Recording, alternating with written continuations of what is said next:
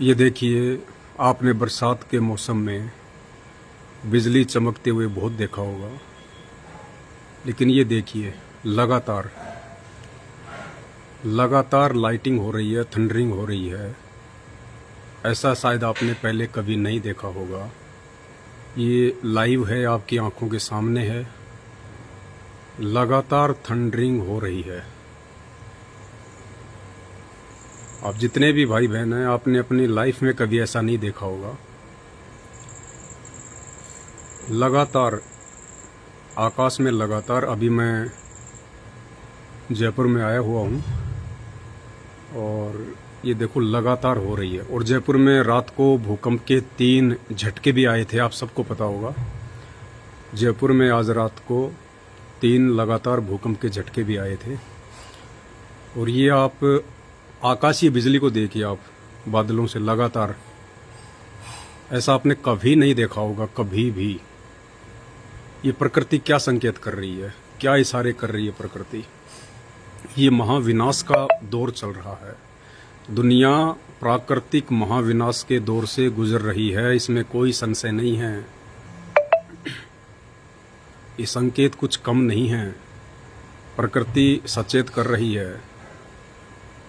जाग जाओ भाई और बहनों। ये देखिए, आपने कभी लाइफ में नहीं देखा होगा ऐसा कभी। लगातार थंडरिंग, लगातार आकाशीय बिजली, और कोई आवाज नहीं हो रही है, बिजली की कोई आवाज नहीं है किसी भी प्रकार की, लेकिन लगातार लगातार थंडरिंग हो रही है, लगातार। बहुत भयंकर समय आने वाला है। चारों युगों में आज तक किसी ने ऐसा नहीं देखा होगा, नहीं सुना होगा। ऐसा प्राकृतिक उथल पुथल का समय आगामी 3 से 4 वर्षों में आपको देखने को मिलेगा। वैसे तो हर साल ही बेहद खतरनाक है, क्योंकि इंसान ने प्रकृति का मजाक बना के रख दिया है। भक्ति और भगवान का मजाक बना के रख दिया इंसान ने।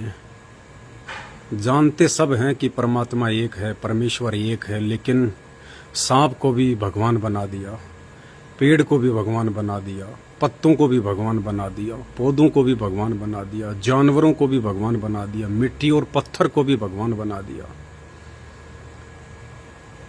ये प्रकृति, ये दुनिया, ये सृष्टि, ये किसी बिजनेसमैन के हिसाब से नहीं चलती है, ये किसी राजनीति के हिसाब से नहीं चलती है। इस प्रकृति का आधार है भक्ति। ये सृष्टि पाप और पुण्य के आधार पर चलती है, पाप और पुण्य। सिर्फ 2 ही स्तंभ हैं इस प्रकृति के, सृष्टि के, जीवन के, पाप और पुण्य। और इस पृथ्वी पे अब इतना पाप चढ़ चुका है, इतना भार हो चुका है इस पृथ्वी पे इंसानों के पाप कर्मों का, अब इससे सहन नहीं हो पा रहा है। और यदि कोई बचा सकता है इस पृथ्वी को, यदि इस दुनिया को कोई बचा सकता है आने वाले समय में, केवल एक ही शक्ति है, एक ही, और वो शक्ति है कल्कि। जी हाँ, कल्कि, कलयुग का अवतार। और जितने भी यूट्यूबर से आप उनकी वीडियो देखेंगे यूट्यूब पे, तो सब यही कह रहे हैं कि कल्कि आ चुका है, कल्कि आ चुका है। जितने भी भविष्य वक्ता हैं वो सब यही कहेंगे कल्कि आ चुका है, कल्कि आ चुका है। आप देख रहे हैं लगातार थंडरिंग हो रही है, लगातार। ऐसा कभी नहीं हुआ, कभी भी। रात को ही जयपुर में 3 भूकंप के झटके, और अब ये लगातार थंडरिंग हो रही है, आकाशीय बिजली लगातार। ऐसा आपको कभी देखने को नहीं मिला होगा लाइफ में, कभी भी। ये आतिशबाजियां क्या संकेत कर रही हैं भाई और बहनों? जागो, पहचानो परमात्मा को, अपनी भक्ति का जो कनेक्शन है उसको ठीक करो। पत्थर पूजने से बचाव नहीं होगा, पीपल पूजने से बचाव नहीं होगा, व्रत रखने से बचाव नहीं होगा, कावड़ यात्रा करने से बचाव नहीं होगा, पैदल यात्राएं करने से बचाव नहीं होगा, अकेले माँ बाप को भगवान मान के पूजने से बचाव नहीं होगा। बहुत उत्पात मचा दिया है इंसान ने, बहुत ज़्यादा, हद से ज़्यादा, हद पार कर रखी है। अनैतिक कर्मों की, कुकर्मों की, शराबी हो गया, कबाबी हो गया, मांसाहारी हो गया, झूठ, रिश्वत, चालबाजी, भ्रष्टाचारी, सीनाजोरी, लड़ाई झगड़ा, मारपीट, धोखाधड़ी, रिश्वत, कालाबाजारी, ये प्रकृति चुन चुन के बदला लेगी, चुन चुन के। बचाने वाला केवल एक ही है, कल्कि। कौन सा कल्कि? विष्णु का अवतार नहीं। विष्णु का अवतार तो कलयुग के अंत में आएगा। कलयुग की कुल उम्र 4,32,000 वर्ष है। अभी तो मात्र 5,500 वर्ष ही बीता है। फिर क्यों ये दुनिया भविष्यवाणियां कर रही है कि कल की आ चुका है, कल की आ चुका है? वो कौन सा कल की आ चुका है? वो कल की, वो पूर्ण परमात्मा की तरफ इशारा है, कबीर देव की तरफ इशारा है, जिसने दुनिया रची है, सृष्टि रची है, जिसने बादल बनाए हैं, चांद तारे सितारे बनाए हैं, ब्रह्मांड बनाए हैं, जीवों की उत्पत्ति की है, जिसके आदेश से ब्रह्मा, विष्णु, महेश, दुर्गा, काल, महाकाल सब अपना कार्य कर रहे हैं। वो कल्कि धरती पे आ चुका है। और उस कल्कि के अलावा तुम्हें इस सृष्टि में आने वाले समय में कोई बचाने वाला नहीं है। ये लाइव वीडियो चल रहा है, आप देख रहे हैं सामने स्क्रीन, लगातार थंडरिंग हो रही है, लगातार मुफ्त में आपको आतिशबाजी देखने को मिल रही है। अभी तो खाली हवाई हवाई है, आने वाले दिनों में हकीकत में होगी, हकीकत में।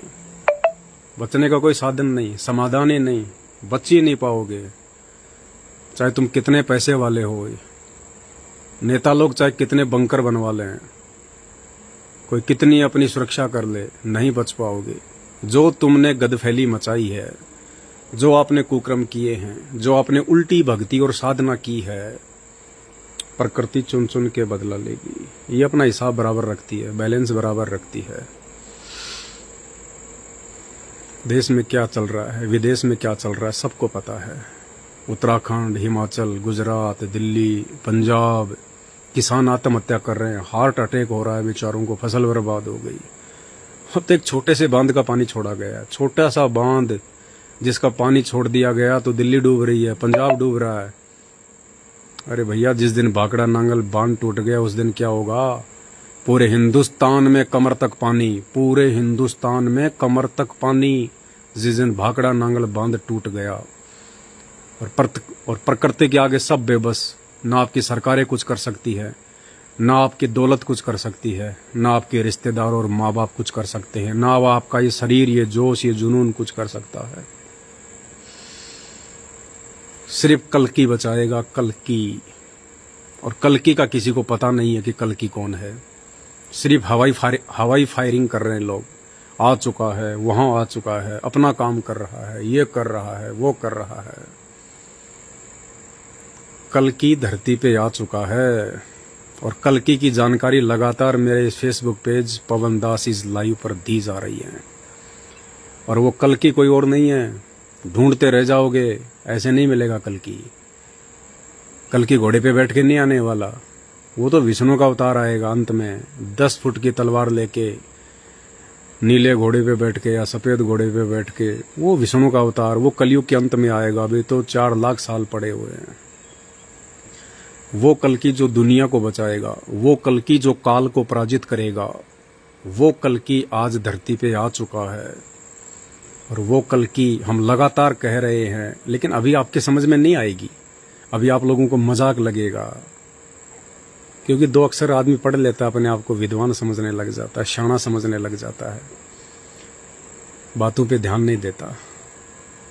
लेकिन इस दुनिया को बचाने वाला कल्कि केवल एक ही है, और वो है परम पूज्य सतगुरु रामपाल जी भगवान।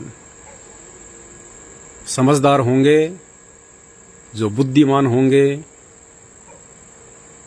वो समय रहते उनके सत्संग सुनना शुरू कर देंगे और अपने बचाव का रास्ता निकाल लेंगे।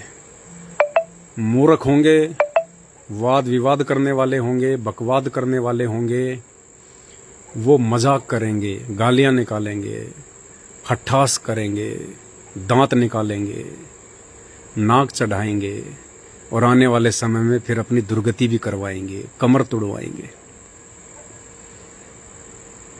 संभल जाओ भाई और बहनों, संभल जाओ। ये सतगुरु रामपाल जी भगवान कोई आम व्यक्ति नहीं है। इसको आम संत समझने की भूल मत करना, आम व्यक्ति समझने की भूल मत करना। ये ईसाइयों का मसीह है, ये सरदारों का वाहिगुरु है, यही मुसलमानों का अल्लाह है और यही हिंदुओं का भगवान है, परमात्मा है, आदि राम है। इसके अलावा धरती पे कहीं जाके छुप जाना। केवल दो ही तरीके हैं आने वाले समय में प्राकृतिक आपदाओं से बचने के, पूरे धरती पे दो ही तरीके, तीसरा तरीका नहीं मिलेगा आपको। और ये 2028 तक का खेल है सारा। 2028 तक ये प्रकृति काफी कुछ अपने अंदर समेट लेगी। केवल दो ही तरह के व्यक्ति बच पाएंगे इन आगामी 4 से 5 वर्षों में। पहले प्रकार के वो जिनके पास में भक्ति धन है। भक्ति चाहे वो पिछले जन्मों का हो, वर्तमान में तो संत रामपाल जी की भक्ति के अलावा धरती पे कोई भक्ति है ही नहीं। इसलिए जिसके पास में उसके पूर्व जन्मों की भक्ति होगी, यदि उसके पास में पुण्य है और धार्मिकता में उसकी रुचि है, धर्म में उसकी रुचि है, भले अभी अनजानपने में वो पत्थर पूज रहा है, देवी देवता पूज रहा है, ब्रह्मा विष्णु महेश पूज रहा है, भले वो कावड़ ला रहा है, पैदल यात्रा कर रहा है, भले वो कुछ भी नहीं कर रहा, भले वो शराब पीता है, मांस खाता है, लेकिन यदि उसके पास में पिछले जन्म का भक्ति धन है तो वो बचेगा, वो बचा रहेगा। और दूसरे प्रकार के वो जो संत रामपाल जी की शरण में हैं या संत रामपाल जी के सत्संग सुन रहे हैं। तीसरे प्रकार का व्यक्ति आपको 2028 तक दिखाई नहीं देगा। अभी मजाक लग रहा होगा, लगेगा, क्योंकि त्रेता में रामचंद्र जी आए थे, उनको किसने भगवान माना था? लोग गालियां निकालते थे। रावण उनकी औरत उठा ले गया। कहाँ भगवान मानता था रावण राम को? माता कैकेयी ने अपने पुत्र भरत के लिए राज्य, रामचंद्र के लिए 14 साल का वनवास। उनकी खुद की चाची उनको भगवान नहीं मानती थी। लक्ष्मण बोला, भैया मैं तो तुम्हारे साथ चलूंगा, क्या पता तुम्हें कोई मार दे, कोई जंगली जानवर खा जाए, कोई राक्षस खा जाए, तुम्हारे साथ चलूंगा तुम्हारी सुरक्षा के लिए। तो लक्ष्मण भी कहाँ उन्हें भगवान मानता था, कहाँ उन्हें राम मानता था। राम को कौन खा जाएगा भाई? नगर निवासी वो भी उन्हें भगवान नहीं मानते थे, एक खाली एक राजा का बेटा मानते थे। और उस समय कोई कह देता कि ये भगवान है, विष्णु का अवतार है, तो लोग पता नहीं क्या क्या बोलते, उसको उल्टा सीधा, तू मूर्ख है, तेरी बुद्धि खराब हो गई है। और आज उसी की पत्थर की मूर्तियां बना के पूज रहे हैं लोग, उसके मंदिर बना बना के पूज रहे हैं लोग, उसके नाम पे पता नहीं क्या भंडारे वंडारे करते रहते हैं लोग। तो भैया जब कोई महापुरुष होता है, जिस समय वो धरती पे होता है, जिस समय वो लोगों को लाभ दे सकता है, फायदा दे सकता है, उस समय उसे कोई नहीं मानता। उस समय उसको गालियां मिलती हैं, उसको तिरस्कार मिलता है, उसको अपमानित किया जाता है, जैसा कि रामचंद्र जी को किया गया। बेचारे ने पूरे जीवन में कभी चैन की सांस नहीं ली, ठंडा पानी नहीं पिया। राज करने के योग्य हुआ तो माता ने वनवास करवा दिया। जंगल में भी बेचारे को रावण ने ठीक से नहीं रहने दिया, सीता उठा ले गया। वापस आए सीता को लेके तो एक धोबी ने यानी प्रजा ने ढंग से नहीं जीने दिया, फिर सीता को जंगल में निकलवा दिया। कुछ समय बाद में रामचंद्र जी अपने ही पुत्रों के साथ में लड़ाई लड़ रहे हैं, पराजित भी हो जाते हैं, फिर शर्म के मारे सरयू नदी में छलांग लगा देते हैं। चैन की सांस नहीं ली। उस समय किसी ने नहीं माना उनको कि ये विष्णु के अवतार हैं, ये कोई फायदा दे सकते हैं थोड़ा बहुत। आज उनको महापुरुष मान रहे हैं, आज उनको भगवान मान रहे हैं, आज उनको परमात्मा मान रहे हैं। यही तो मूर्खता है ना। अब डॉक्टर के मरने के बाद में चाहे उसकी सोने की मूर्ति बना दो, वो भाई आपका पेट का दर्द ठीक नहीं कर सकता। कितनी कोशिश कर लेना, कितना चिल्ला लेना, क्योंकि वो बेजुबान मूर्ति है, वो ना सुन सकती, ना देख सकती, ना बोल सकती।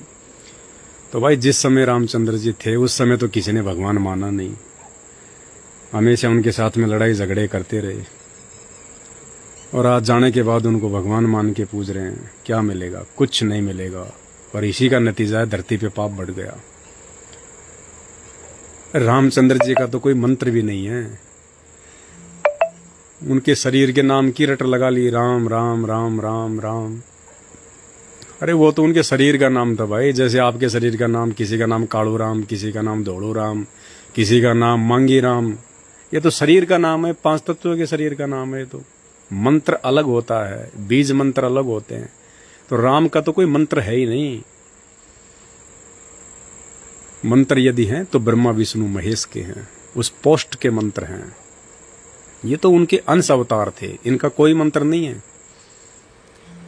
ऐसे ही फिर द्वापर में श्री कृष्ण जी रूप में आए। ओहो, बेचारे को चैन से जीने नहीं दिया।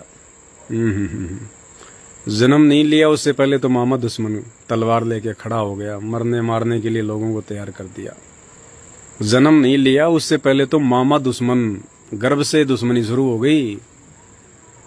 और जब जन्म ले लिया और उसके बाद ओहो, कभी मामा जरासिंध को मारने भेज रहा है, कभी पूतना, कभी काल्यावन, कभी शिशुपाल, पता नहीं, लड़ाई झगड़े मार पीट में पूरा जीवन निकला उनका।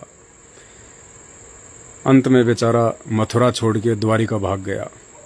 द्वारिका में भी समुद्र ने चैन से नहीं जीने दिया, उसकी द्वारिका भी डुबो दी समुद्र ने। उस समय किसी ने भगवान नहीं माना। पूतना भगवान मानती तो जहरीला दूध पिलाने के लिए जाती क्या? उसकी औकात थी क्या कि वो भगवान को मार देगी जहरीला दूध पिला के? लेकिन पूतना ने भगवान माना ही नहीं।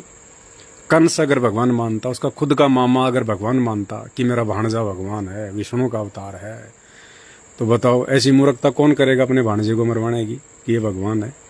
नहीं करेगा। जरासिंध, काल्यावन, शिशुपाल, दुर्योधन, एक बात नहीं मानी। बेचारा 3 बार गया था शांति प्रस्ताव लेके कि शायद महाभारत का युद्ध रुक जाए, लेकिन नहीं माना। अंत में लड़ाई झगड़ा हुआ। उस समय किसी ने भगवान नहीं माना, किसी ने भी। और आज द्वारिकाधीश का मंदिर बना दिया, जगन्नाथ का मंदिर बना दिया, पता नहीं कैसे कैसे मंदिर बना दिए, इतना पैसा बर्बाद कर दिया। वृंदावन, मथुरा की फेरियां, गोवर्धन की फेरी, अब क्या मिलेगा? कुछ नहीं मिलेगा। धूल फांकते रहो, पैर घिसते रहो, सांसें बर्बाद करते रहो, समय बर्बाद करते रहो, कुछ नहीं मिलेगा। जब तक डॉक्टर जीवित होता है वो आपकी नब्ज भी देखेगा, आपका रोग भी ठीक करेगा।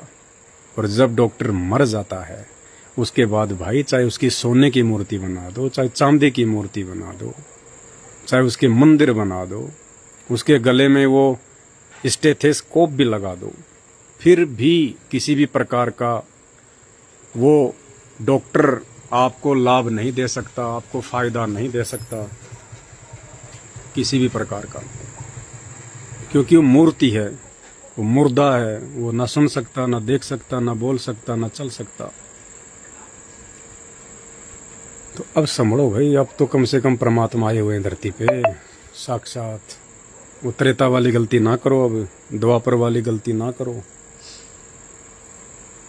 देखो लगातार आकाशीय बिजली, आधे घंटे से लाइव चल रहा है, आप सब देख रहे हैं, लगातार आकाशीय बिजली हो रही है आधे घंटे से। कभी नहीं देखा होगा आपने जिंदगी में ऐसा कभी। तो भाई प्रकृति क्या संकेत कर रही है? मरोगे सूखे, कोई नहीं बचाएगा, सोचने का भी मौका नहीं मिलेगा। देखो को लाना इसका तो पावर बैंक वाला लेके ना जल्दी ला।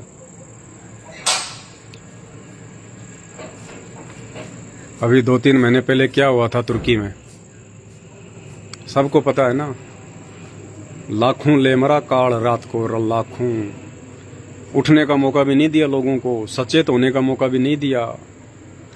और ये जितने भी प्राकृतिक आपदाएं हैं, भूकंप है, बाढ़ है, भूसंकलन है, ये सब रात्रि के समय आती हैं। रात्रि के समय ये एक सोची समझी साजिश है काल की, शैतान की, मुसलमान जिसे अपना अल्लाह कहते हैं वो शैतान है, हिंदू जिसे अपना भगवान कहते हैं वो काल है, काल।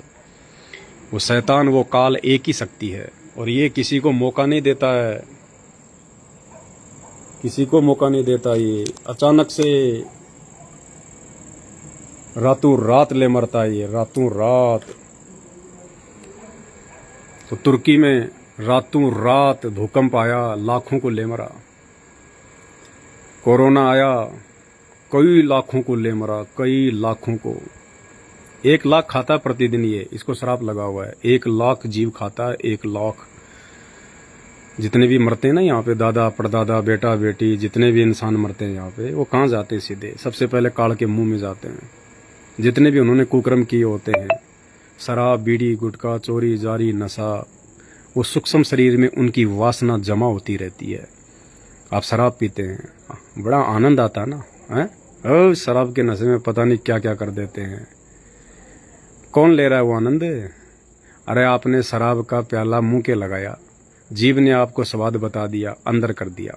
अब जीभ तो नहीं ले रही वो आनंद, ना मुंह आनंद ले रहा। आनंद कौन ले रहा है शराब का? मन, मन ले रहा है आनंद। मन कौन है? ये काल है, ये शैतान है, शैतान, जिसकी आज सब लोग पूजा कर रहे हैं, सब लोग। अगर आप राम को पूजते हैं तो भी आप शैतान की पूजा कर रहे हैं, क्योंकि राम रूप में भी आज वो शैतान ही अपनी पूजा करवा रहा है, कृष्ण रूप में भी वही करवा रहा है।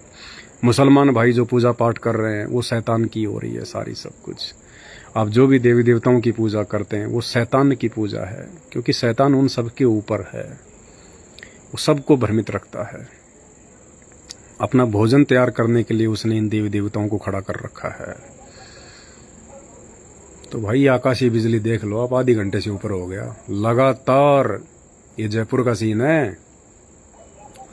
आज एक भगत भाई के घर पे आए हुए हैं, ये लगातार लगातार आपको दिखाई दे रहा है।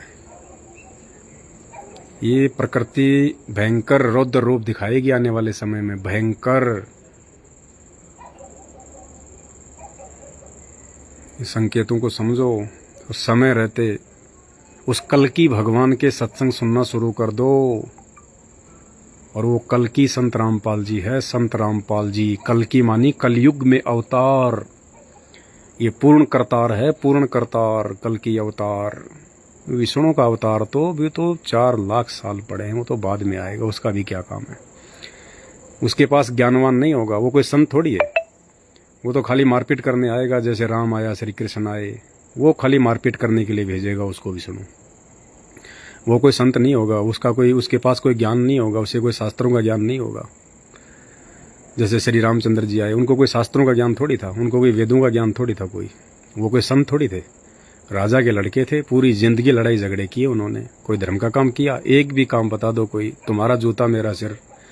श्री रामचंद्र जी 11,000 वर्ष तक रहे थे, उनका एक भी कोई ऐसा काम बता दो जिसको अपन धर्म का काम कह सकते हैं, सिवाय लड़ाई झगड़े, मारपीट, शिकार, मारपीट, हत्या, इसके अलावा कुछ नहीं किया उन्होंने। श्री कृष्ण जी का जीवन देख लो, एक भी धर्म का काम नहीं किया उन्होंने, सिवाय जीवन में लड़ाई झगड़े, मारपीट, लड़ाई झगड़े, मारपीट, लड़ाई झगड़े, मारपीट।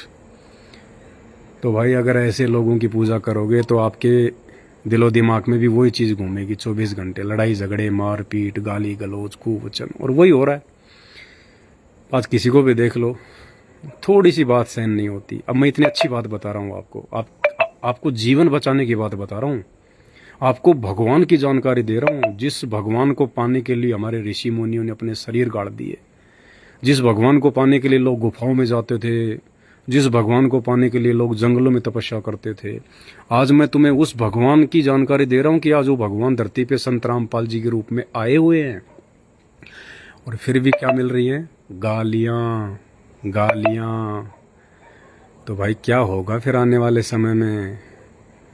ये गालियाँ है ना, ये तीर की तरह चुभेंगी, तीर की तरह, कोई नहीं बचाएगा।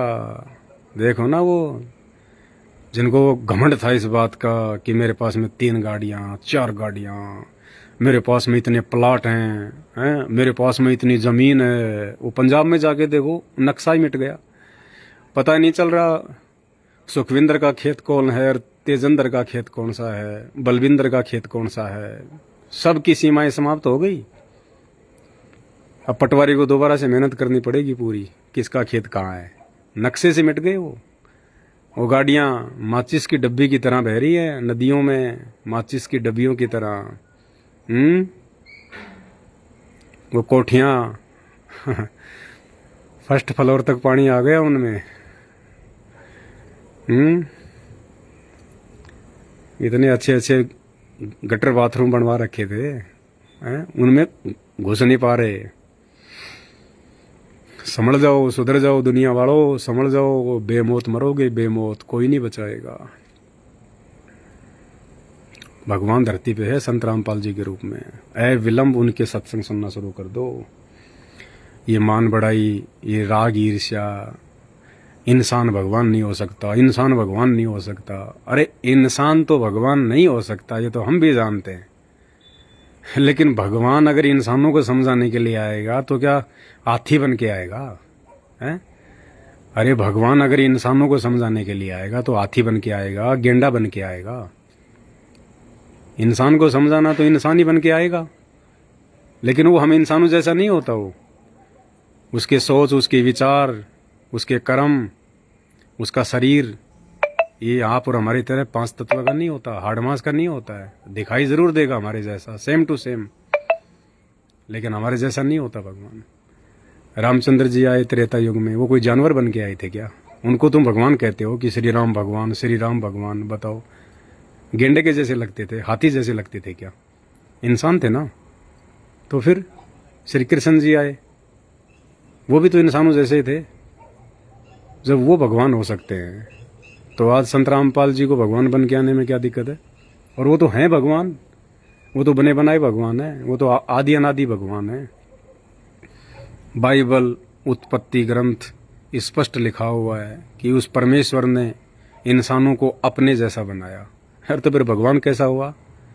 कुरान शरीफ, कुरान मजीद में साफ साफ लिखा हुआ है, अल्लाह ने नर नारी करके अपने जैसा बनाया। तो भगवान कैसा हुआ? फिर भी लोगों की आंखें बंद पड़ी हैं। समझ जाओ भाई और बहनों, समझ जाओ। ये 2023 चल रही है, 24, 25, 26, 27, 28। 28 के बाद तो युग परिवर्तन ही हो जाएगा। 28 के बाद तो युग परिवर्तन होना शुरू हो जाएगा। कलयुग में सतयुग शुरू हो जाएगा, कलयुग में सतयुग।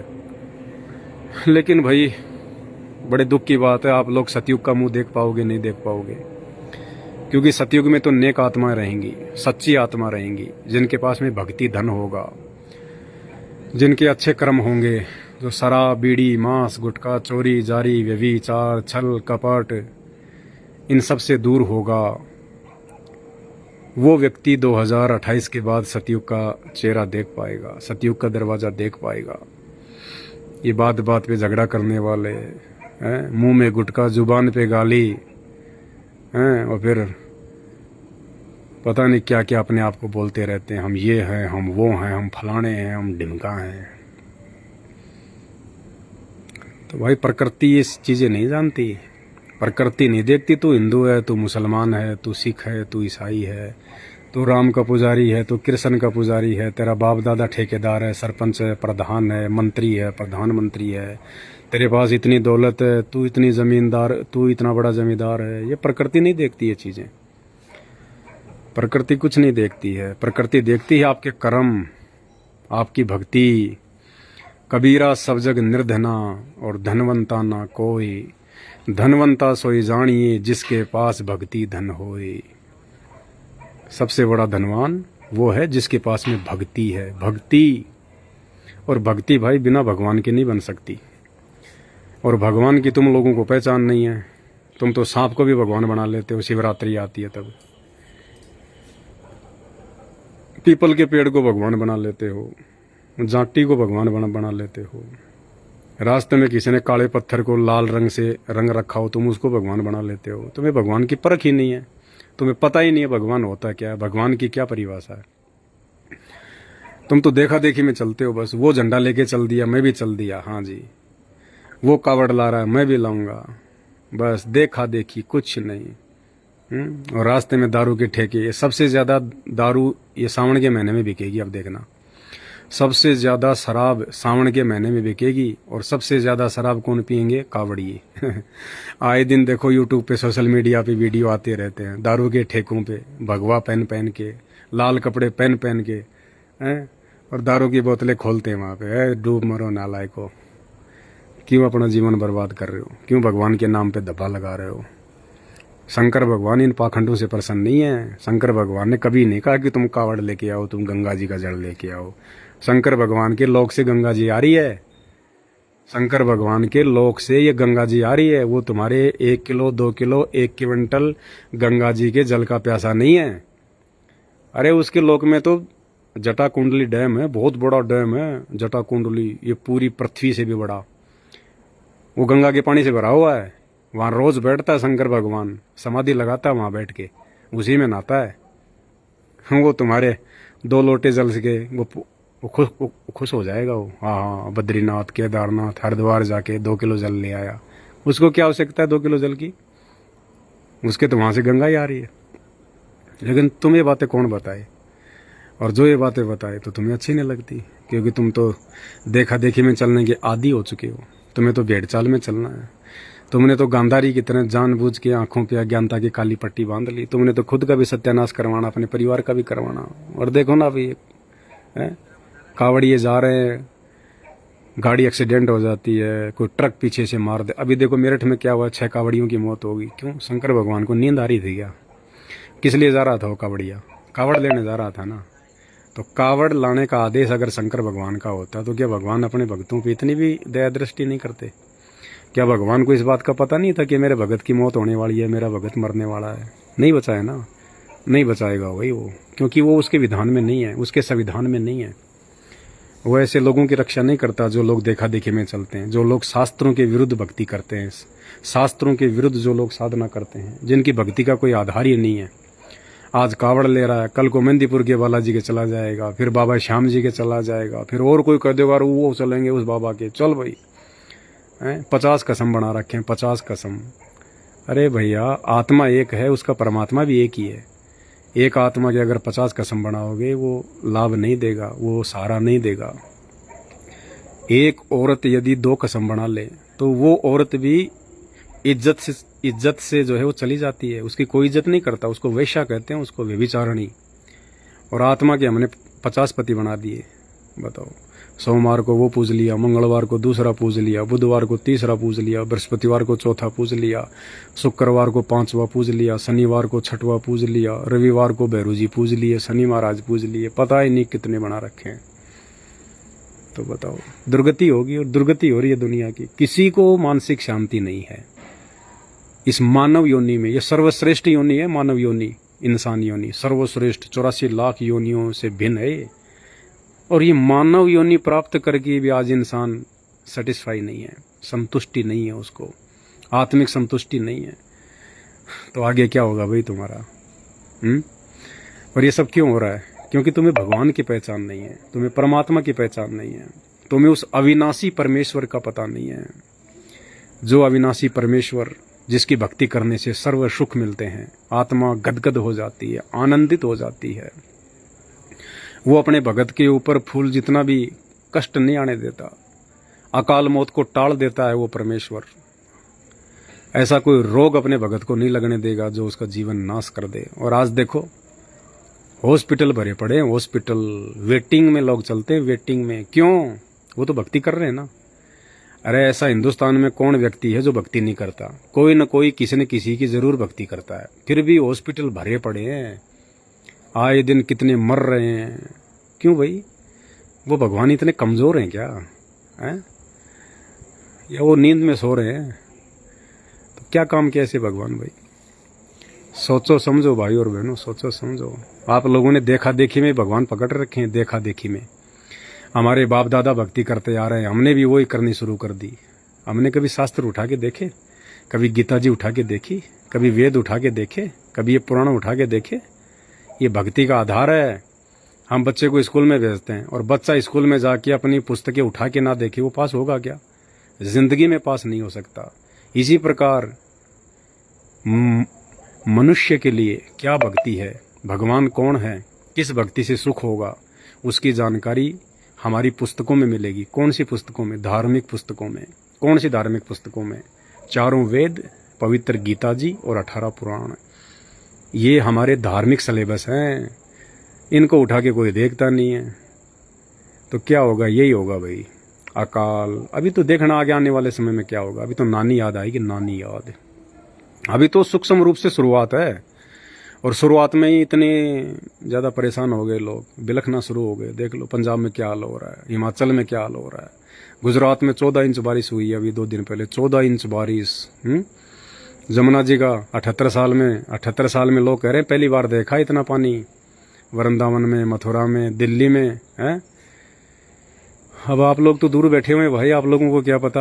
वहाँ जो लोग अस्त व्यस्त हैं, जिनके काम धंधे ठप हो रहे हैं, जो बेचारे झुग्गी झोपड़ी में रहते थे, जो बेचारे फुटपाथ पे सोया करते थे, रोड पे जो बेचारे थड़ी लगाते थे, जिनके छोटे मोटे चाय के, गुटके, बीड़ी पानी के जिनके खोखे लगे हुए थे, जो बेचारा जूतियाँ गाठा करता था, पुलिस किया करता था रोड पे बैठ के। क्या हाल है उन लोगों का? तुम तो खा पी के सो रहे हो, तुम्हें क्या पता कि दुनिया का क्या हाल हो रहा है। कहते हैं आप मरे जग प्रलय हुई। जब इंसान खुद मर जाता है ना तो उसके लिए पूरी दुनिया मर जाती है।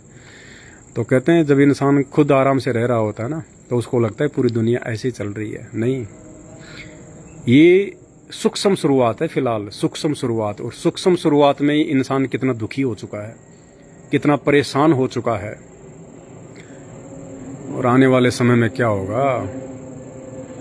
भयंकर भयंकर। छठी का दूध, कहते हैं ना छठी का दूध याद आ जाएगा। वो छठी का दूध याद आने वाला है, छठी का दूध। ऐसा समय आएगा, भूखमरी, भयंकर भूखमरी। ये वर्तमान के कल की भगवान संत रामपाल जी ने भविष्यवाणी कर दी है। पवन दास इज लाइव मेरा फेसबुक पेज है, इस पे मैंने वीडियो डाल रखा है, देख लेना जाके। पार्ट टू जाके देख लेना उसका। भयंकर अकाल पड़ेगा, भयंकर अकाल। त्राही त्राही मचेगी, अन्न के दाने दाने के लिए लोग। ये भविष्यवाणियां बहुत पहले हो चुकी हैं और भगवान आके खुद कह दे फिर तो कोई संशय नहीं है। वो पहले वाली भविष्यवाणियां भले झूठी हों, लेकिन वर्तमान में जो संत रामपाल जी भगवान ने, जो कि पूर्ण परमात्मा है, ये वो समर्थ परमेश्वर है जिसने पूरे ब्रह्मांड रचे हैं। आप जो ये आकाश देख रहे हो, चांद तारे सितारे देख रहे हो, सूरज देख रहे हो, धरती देख रहे हो, वैज्ञानिक कहते हैं कि पता नहीं धरती और सूरज से बड़े बड़े, लाखों गुना बड़े बड़े और भी सौर मंडल में पता नहीं ग्रह उपग्रह हैं।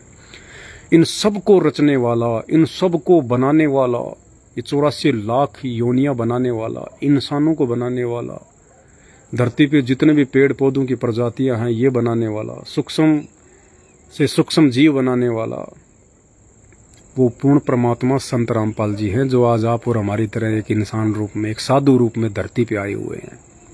आप और हमें जगाने के लिए, हमें इस गंदे लोक से निकालने के लिए। ये जो पृथ्वी लोक है ना, ये बहुत भयंकर, बहुत गंदा लोक है ये। अब देखो 10 साल कोई आदमी जेल में रहे, किसी को जेल हो जाए और 8-10 साल वो जेल में रहे, तो उस आदमी को 8-10 साल जेल में रहते रहते ये लगने लग जाता जैसे मेरा घर ही है। उसका छोड़ के जाने का मन ही नहीं करता, क्योंकि उसके यार दोस्त हो जाते हैं, पुलिस वालों से जानकारियां हो जाती हैं, बाहर से सामान आ जाता है, बढ़िया लोगों से लाइजनिंग हो जाती है, बढ़िया उसकी गुडविल हो जाती है, और वो ये सोचता बस ये जेल ही दुनिया है। जैसे कुएं का मेंढक नहीं होता, अब कोई समुद्र का मेंढक गलती से कुएं में गिर जाए और उसको कहे कि भाई चल बाहर लेके चलता हूँ तुझे, यहाँ तो कुछ नहीं है, ये तो बहुत छोटी सी जगह है यार, तू कैसे जी रहा है इसमें। और कुएं का मेंढक कह रहे क्यों मूर्ख बना रहा है तू मेरे को पागल समझता है क्या? मेरे दादा परदादा यही कुएं में मर गए, मेरा भी यही जन्म हुआ, और कहीं की दुनिया है। देख ऊपर कुछ है ही नहीं, देखो तू कह रहा ऊपर समुद्र है, देख ऊपर कुछ नहीं, ऊपर तो छोटा सा छेद है। अब नीचे कुएं से ऊपर देखेगा छोटा सा छेद दिखाई देगा। अब वो मेंढक कह रहे मूर्ख आदमी जा, क्या पता तेरे को, और कोई दुनिया नहीं है, कुछ नहीं है, बस यही दुनिया हमारी, यही सब कुछ है। तो भाई और बहनों, संत रामपाल जी भगवान, जिसका लोक है सतलोक, समुद्र की तरह विशाल है, गहरा है, वो भगवान आज हम इंसानों को, जो इस पृथ्वी रूपी इस कुएं में पड़े हुए हैं, हम इंसान रूपी मेंढकों को समझाने के लिए आया है। और कह रहा कि बच्चों चलो मेरे साथ में, सतलोक चलो, सचखंड में चलो मेरे साथ में, वहाँ पे सारे सुख हैं। अरे ये जितनी पृथ्वी है ना, इतने बड़े बड़े तो एक एक आत्मा के वहाँ पे मकान है। इतने ये जितनी पृथ्वी हम देख रहे हैं ना, इस पृथ्वी जितना तो एक एक आत्मा का, एक एक इंसान का वहाँ पे प्लाट है, उसके मकान है। 16 सूर्य जितना उसका प्रकाश है, उसके शरीर का 16 सूर्य जितना प्रकाश, वो है असली जीवन, वो है असली लोक। हम तो कुएं के मेंढक हैं यहाँ के, चाहे शंकराचार्य हों, चाहे 1008 की उपाधि के संत महंतो हैं। फिर ये छोटे मोटे संत महंतों की तो औकात ही क्या है, इनको तो क्या पता है। तो आज वो संत रामपाल जी भगवान, वो कबीर परमात्मा, आप और हमारे जैसे इंसानों को समझाने के लिए आप और हमारे जैसा इंसान बन के आया है। अरे लाखों साल से ये वेद लिखे हुए हैं, हजारों साल से गीता जी लिखी हुई है, कुरान बाइबल लिखी हुई है। आज तक कोई माइका लाल अपने आप को प्रकांड ज्ञाता समझ समझ के लोग मर गए कि हमारे से बड़ा कोई संस्कृत बोलने वाला नहीं, हमारे से ज़्यादा कोई संस्कृत जानने वाला नहीं, हमसे ज़्यादा कोई उर्दू का ज्ञाता नहीं। मर गए, वो भूत बन गए मर मर के, हड्डियाँ गल गई उनकी उन कब्रों में। आज तक वो नहीं समझा पाए इन शास्त्रों में लिखा क्या है, इन वेदों में लिखा क्या है। वो चतुर्वेदी, वो त्रिवेदी मर गए, आज उनके नाम से उनकी जातियां बन गई, उनके गोत्र बन गए। जो पहले चारों वेदों को जो कंठस्थ याद कर लेता था उसको चतुर्वेदी कहने लग गए, आज उनके गोत्र बन गए चतुर्वेदी, फलाना चतुर्वेदी। जो 3 वेदों को जानता था उस समय उसको त्रिवेदी कहा जाता था, आगे चल के वो गोत्र बन गया त्रिवेदी, रमेश त्रिवेदी, फलाना त्रिवेदी। जो 2 वेदों को जानता था, जिसने 2 वेदों का तोते की तरह रट्टा मार रखा था, सार तो समझ ही नहीं सकते थे कि वेद क्या कहना चाहते हैं, वेद भक्ति और भगवान के विषय में क्या कहना चाहते हैं। वेद कोई नोवेल थोड़ी है, वेद कोई महाभारत और रामायण की कोई कहानियां थोड़ी हैं। वेद मतलब भक्ति की जानकारी, परमेश्वर की जानकारी है, उनमें पूर्ण परमात्मा की जानकारी है। वो जानकारी है जिस जानकारी से हमारे जन्म मरण का रोग सदा सदा के लिए खत्म हो जाए, जिस जानकारी से हम 84 लाख योनियों में ना भटकें।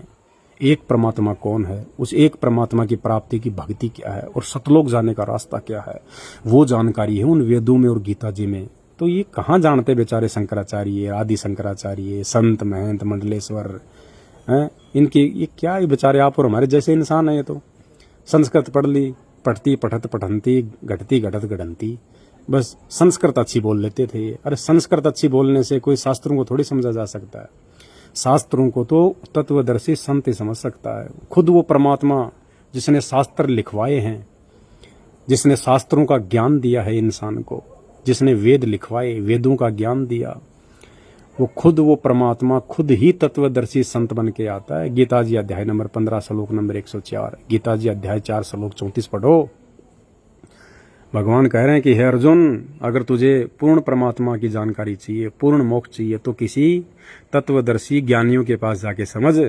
श्री कृष्ण जी कह रहे हैं मेरे बस की बात नहीं है, मेरे पास में नहीं है ये ज्ञान, तत्वदर्शी ज्ञानियों के पास जाके समझ। तो भाई वो तत्वदर्शी ज्ञानी आज, चाहे उसको कल की भगवान कह दो, चाहे संत रामपाल जी कह दो, चाहे तत्वदर्शी कह दो, चाहे मुसलमानों की कुरान के अनुसार उसको बाखबर कह दो, इल्म वाला कह दो, आज वो बाखबर इल्म वाला तत्वदर्शी संत, वो भगवान, वो परमात्मा, वो असली राम, वो जगत का जगन्नाथ, वो तारणहार, हारे का सहारा, वो संत रामपाल जी हैं। संत रामपाल जी, नानक जी ने जिसको बाबा कहा है, बाबा कहलाने का अधिकारी आज धरती पे केवल संत रामपाल जी है। दूसरा कोई पाखंडी अज्ञानी अपने आप को बाबा नहीं कहलवा सकता। बाबा का मतलब होता है सबका बाप, सबका, जिसने सब इंसानों को रचा है उसको कहते हैं बाबा, जिसने पूरी सृष्टि को रचा है उसको कहते हैं बाबा, यानी बाप का बाप, उसको कहते हैं बाबा। तो हम इंसानों का झूठा बाप बन के बैठा ये काल है, शैतान, मुसलमान धर्म में जिसको शैतान कहा जाता है, हिंदू जिसे काल कहते हैं, ये हम सबका बाप बन के बैठा है यहाँ पे। और बाबा इस काल का भी बाप, वो कबीर परमात्मा जो आज संत रामपाल जी के रूप में धरती पे प्रकट है, इसलिए उसको बाबा कहते हैं, बाबा। तो भाई उस बाबा की पहचान करो। और बाबा की पहचान ऐसे नहीं होगी कि बाबा तो जेल में बैठा है, बाबा कैसे भगवान हो गया हैं, बाबा जेल में बैठा है, बाबा कैसे भगवान हो गया। अरे तो श्री कृष्ण जी का जन्म कौन सा आकाश मार्ग से हुआ था हैं? या समुद्र से निकल के आए थे वो? उनका भी तो जेल में जन्म हुआ था, फिर वो कैसे भगवान हो गए? उस समय लोग उनका मजाक उड़ाया करते थे। जब कोई कहता था ना कि ये भगवान है, ये शक्ति है, कहते काहे कि भगवान शक्ति है, कंस की जेल में पैदा हुआ है, तेरा भी दिमाग खराब हो गया, कहता भगवान है। रामचंद्र जी को जब मंदोदरी ने कहा ना कि भाई तूने गलती कर दी और तू तो साक्षात जो है वो लक्ष्मी को उठा के ले आया, ये विष्णु के अवतार है रामचंद्र जी, तूने अपनी मौत को गले लगा लिया, अभी भी समय है, सीता को वापस लौटा दे, श्री राम से माफी मांग ले। तो रावण ने कहा कि मंदोदरी तू पागल हो गई, वो जंगल में रहने वाले बनचर, वो मृग मारने वाले मांसाहारी है, तू क्या जाने तू उनको, क्या है वो है? मैं तीनों लोगों का विजेता रावण है, मेरा बेटा इंद्रजीत जिसने इंद्र को जीत के उसकी बेटी सुलोचना से शादी कर रखी है। अरे 33 करोड़ देवी देवता मेरी जेल में पड़े हैं और तू मुझे उन 2 बनचरों से डरा रही है। तो मेरे भाइयों, जिस समय कोई महापुरुष आता है धरती पे, उस समय उसको कोई नहीं मानता, सब उसको बेइज्जत करते हैं, उसको दुत्कारते हैं। बाबा रामपाल जेल में पड़ा है, बाबा रामपाल कहाँ का भगवान है? तो 33 करोड़ देवता कौन से विमान में घूम रहे थे त्रेता युग में? है भाई, ये 33 करोड़ देवी देवता कोई विमान में घूमते थे क्या? है? ये रावण की जेल में नहीं पड़े थे? है? जब तुम इन कैदियों को भगवान कह सकते हो, 33 करोड़ देवी देवताओं को, जो रावण के कैद में थे, और शनिदेव जिसे तुम इतना डरते हो, तेल चढ़ाते हो, हाथ जोड़ते हो, वो शनिदेव, रावण जब सिंहासन पे बैठा करता था ना, तो शनिदेव को अपने पैर के नीचे दबा के रखता था। यानी शनिदेव को तो उसने अपना आसन बना रखा था, शनि महाराज को, उसके ऊपर तो पैर रखा करता था नीचे रावण। तुम उस शनि महाराज से डर रहे हो क्या?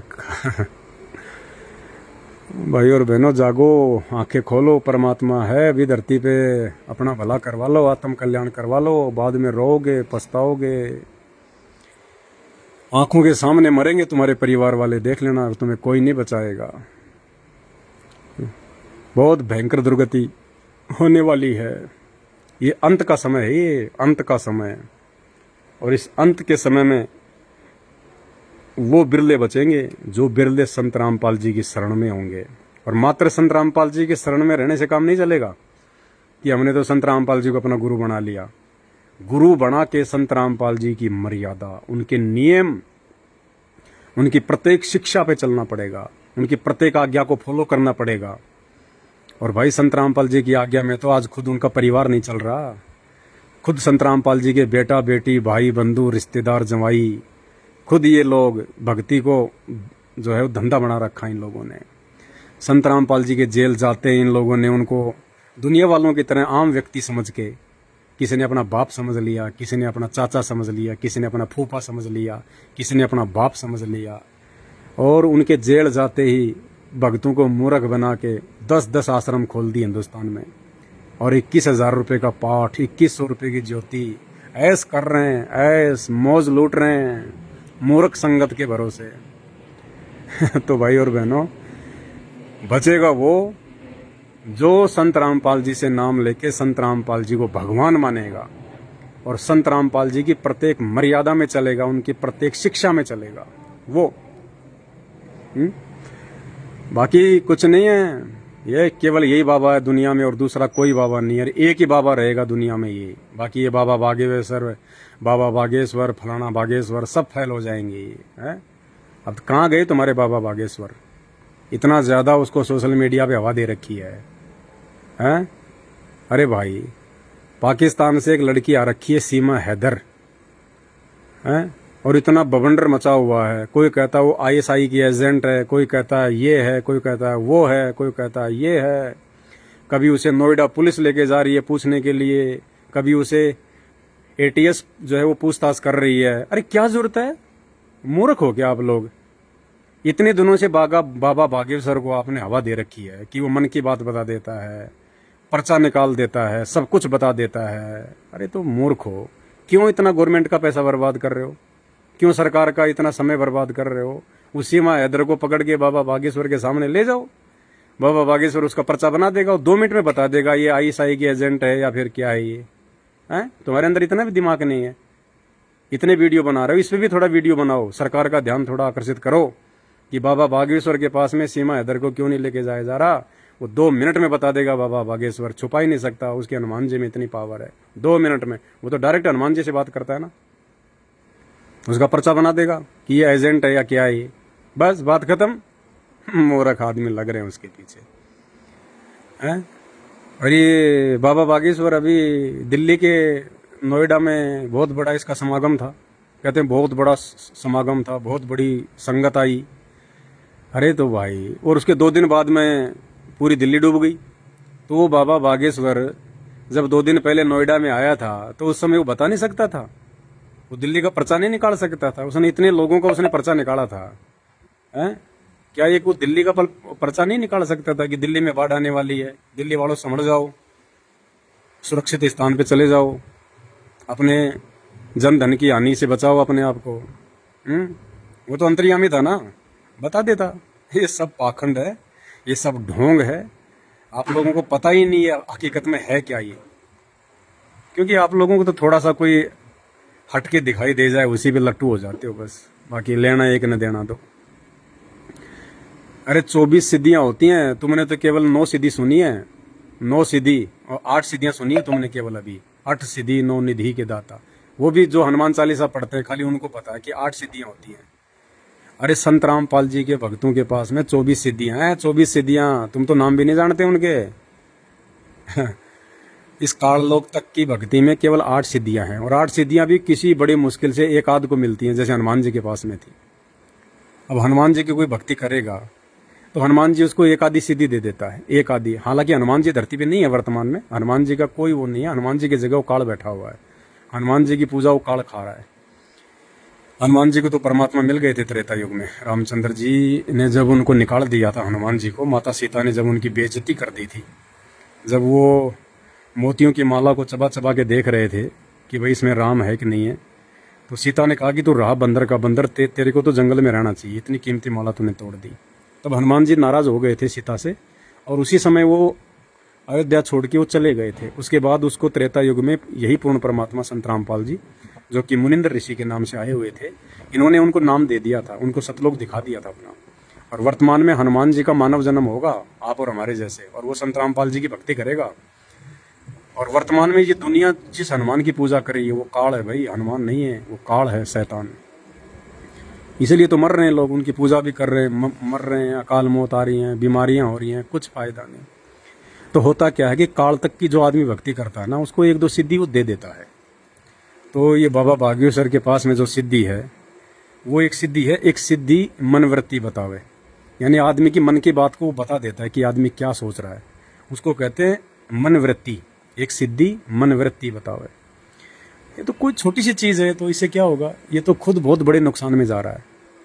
इसने जो भक्ति कमाई करी कोई पिछले जन्म में या वर्तमान में, उसके बलबूते पे इसको ये सिद्धि मिल गई, इसने तपस्या की होगी।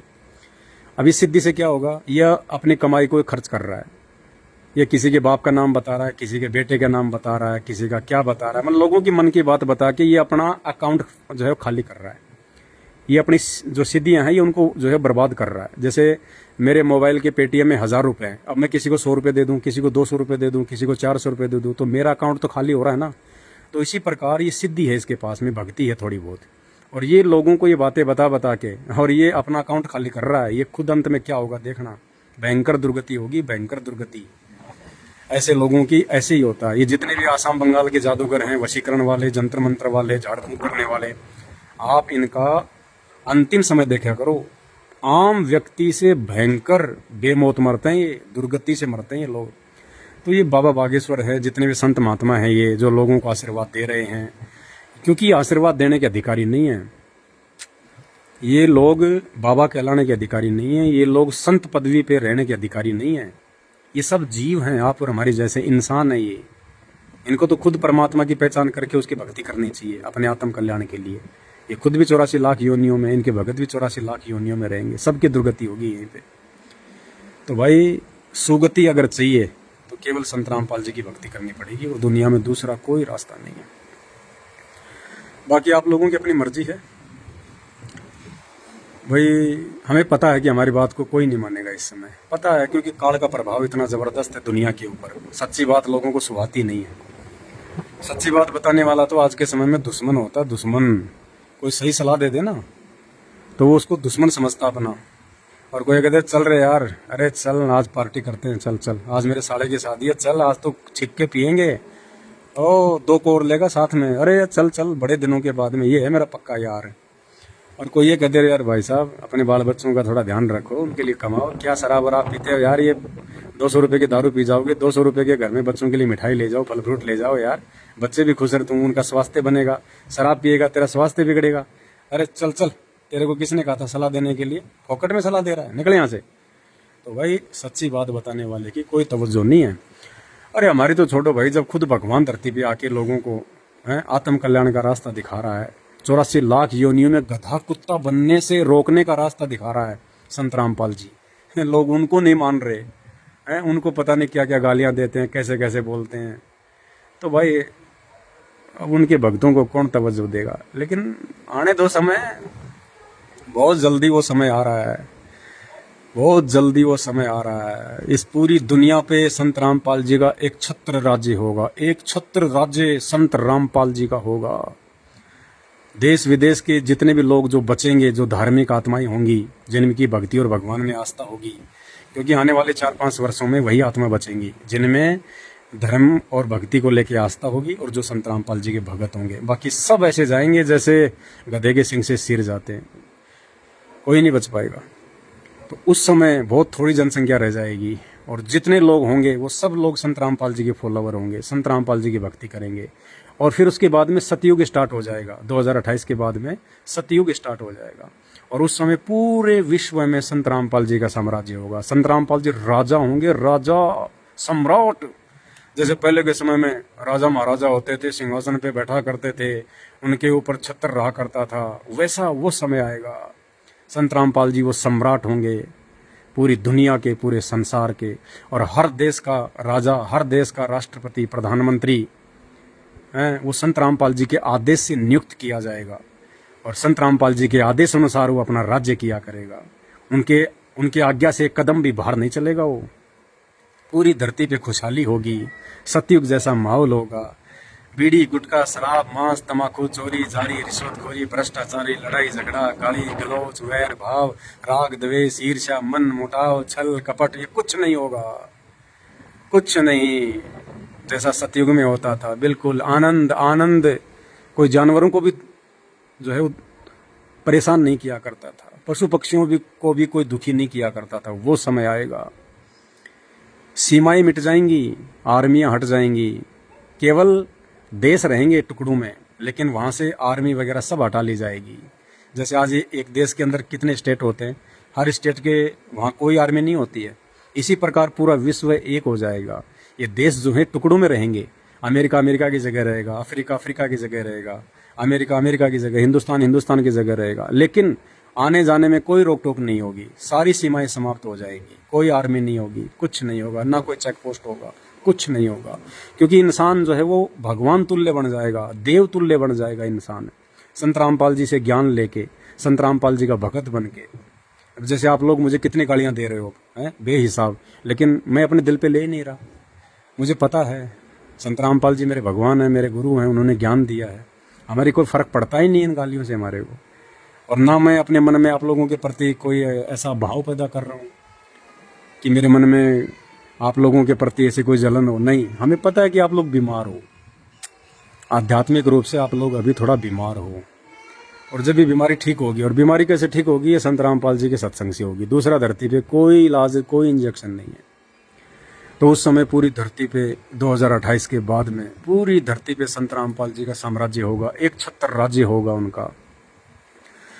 और फिर देखना, फिर आज तुम जिनको कुछ तवज्जो नहीं दे रहे ना संत रामपाल जी को और उनके भक्तों को, उस समय देखना इन्हीं लोगों से लोग सलाह लिया करेंगे। संत रामपाल जी और उनके भक्तों से लोग सलाह लिया करेंगे, क्या करें क्या ना करें।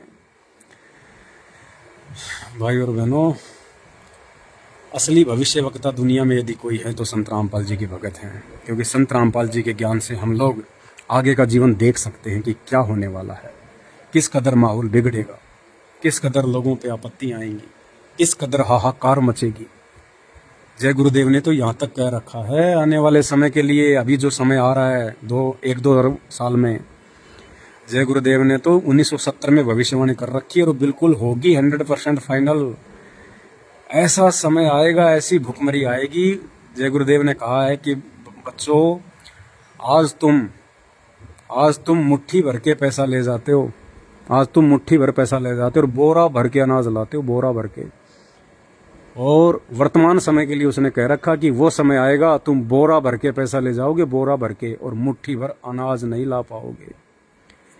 और उस समय यदि गंदी नाली में कोई रोटी का टुकड़ा पड़ा हुआ मिल जाएगा तो भूखे कुत्ते की तरह लपक के खा जाओगे उसको, कि खाएंगे तो जान बचेगी। ये नहीं देखोगे कि मेरा बच्चा भूखा है, मेरी माँ भूखी है, मेरा बाप भूखा है। नहीं, आदमी अपनी जान बचाने के लिए दौड़ेगा। 15-15 कोस पे दीपक जलते दिखाई देंगे, 15-15 कोस पे इतनी जनसंख्या छट जाएगी। मिट्टी के भाव हो जाएगा सोना और जमीन, सोना और जमीन, मिट्टी के भाव, मिट्टी के भाव। और वो युग परिवर्तन का समय आगामी 5 वर्ष है, आगामी 5 वर्ष। और भयंकर त्राहिमाम 3 वर्षों में मचेगी, 3 वर्षों में। क्योंकि परमात्मा धरती पे है, ये उस त्राहिमाम को रोक सकता है। प्राकृतिक आपदाओं को संत रामपाल जी रोक सकते हैं। इस विश्व में, इस पूरी सृष्टि में यदि कोई सर्वशक्तिमान महापुरुष है जो सूरज को भी रोक सकता है, वो चाहे तो सूरज 1 साल के लिए स्थिर हो सकता है, वो चाहे तो सूरज पूर्व की जगह पश्चिम से उदय हो सकता है। संत रामपाल जी चाहे तो कुछ भी हो सकता है। वो भूकंप को रोक सकते हैं अपने आशीर्वाद से, प्राकृतिक आपदाओं को रोक सकते हैं वो।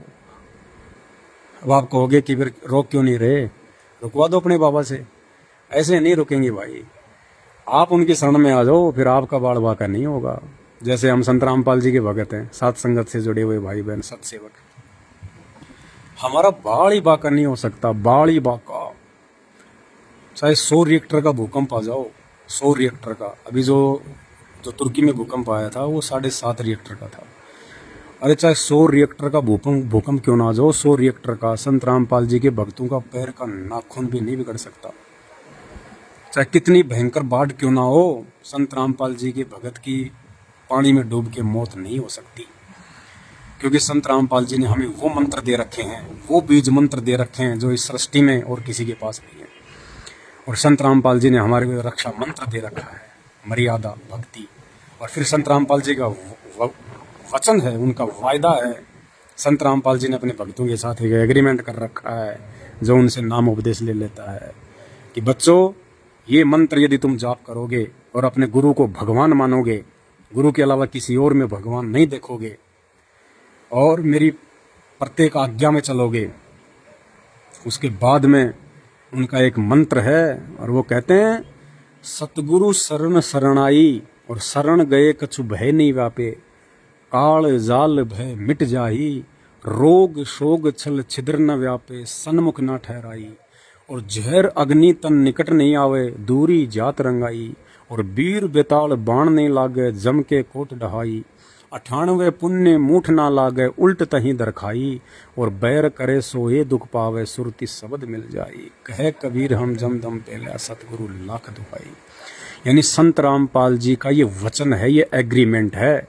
जो उनसे एक बार नाम उपदेश ले लेगा और उनको भगवान मान के और आजीवन मर्यादा में रह के उनकी भक्ति करेगा, उनके नियमों का पालन करेगा, ये बीड़ी गुटखा शराब चोरी जारी ठगी मांस छल कपट राग द्वेष इन सब से दूर हटके अपने भगवान की भक्ति करेगा। फिर संत रामपाल जी का वचन है कि मेरे भगत को ना तो आग मार सकती, ना मेरे भगत को पानी मार सकता, ना मेरा भगत आकाश में मर सकता, ना मेरे भगत को धरती मार सकती। जिस दिन उस भगत की भक्ति पूरी हो जाएगी, उस दिन जब वो भगत कहेगा कि गुरुजी मुझे ले चलो परमात्मा, अब मुझे इस गंदे लोक से, इस मृत्यु लोक से मुझे अपने सतलोक में ले चलो परमात्मा, उस दिन संत रामपाल जी अपने भगत का शरीर छुड़वाएगा। पता ही नहीं चलेगा, जैसे आदमी सपने से उठता है ना, रात को सो के आदमी सुबह उठता है, ऐसे शरीर छूटेगा।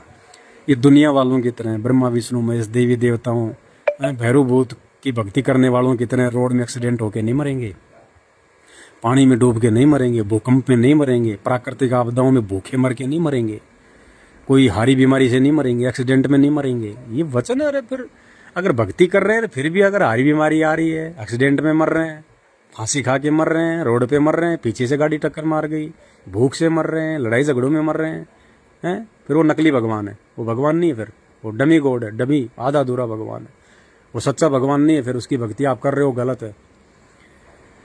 तो भाई संत रामपाल जी धरती पे पूर्ण परमात्मा है वर्तमान में, कल की भगवान, और आने वाले दिनों में अगर आप जीवित रहे उन प्राकृतिक आपदाओं के बाद तो नाक रगड़ना पड़ेगा, नाक रगड़ना पड़ेगा।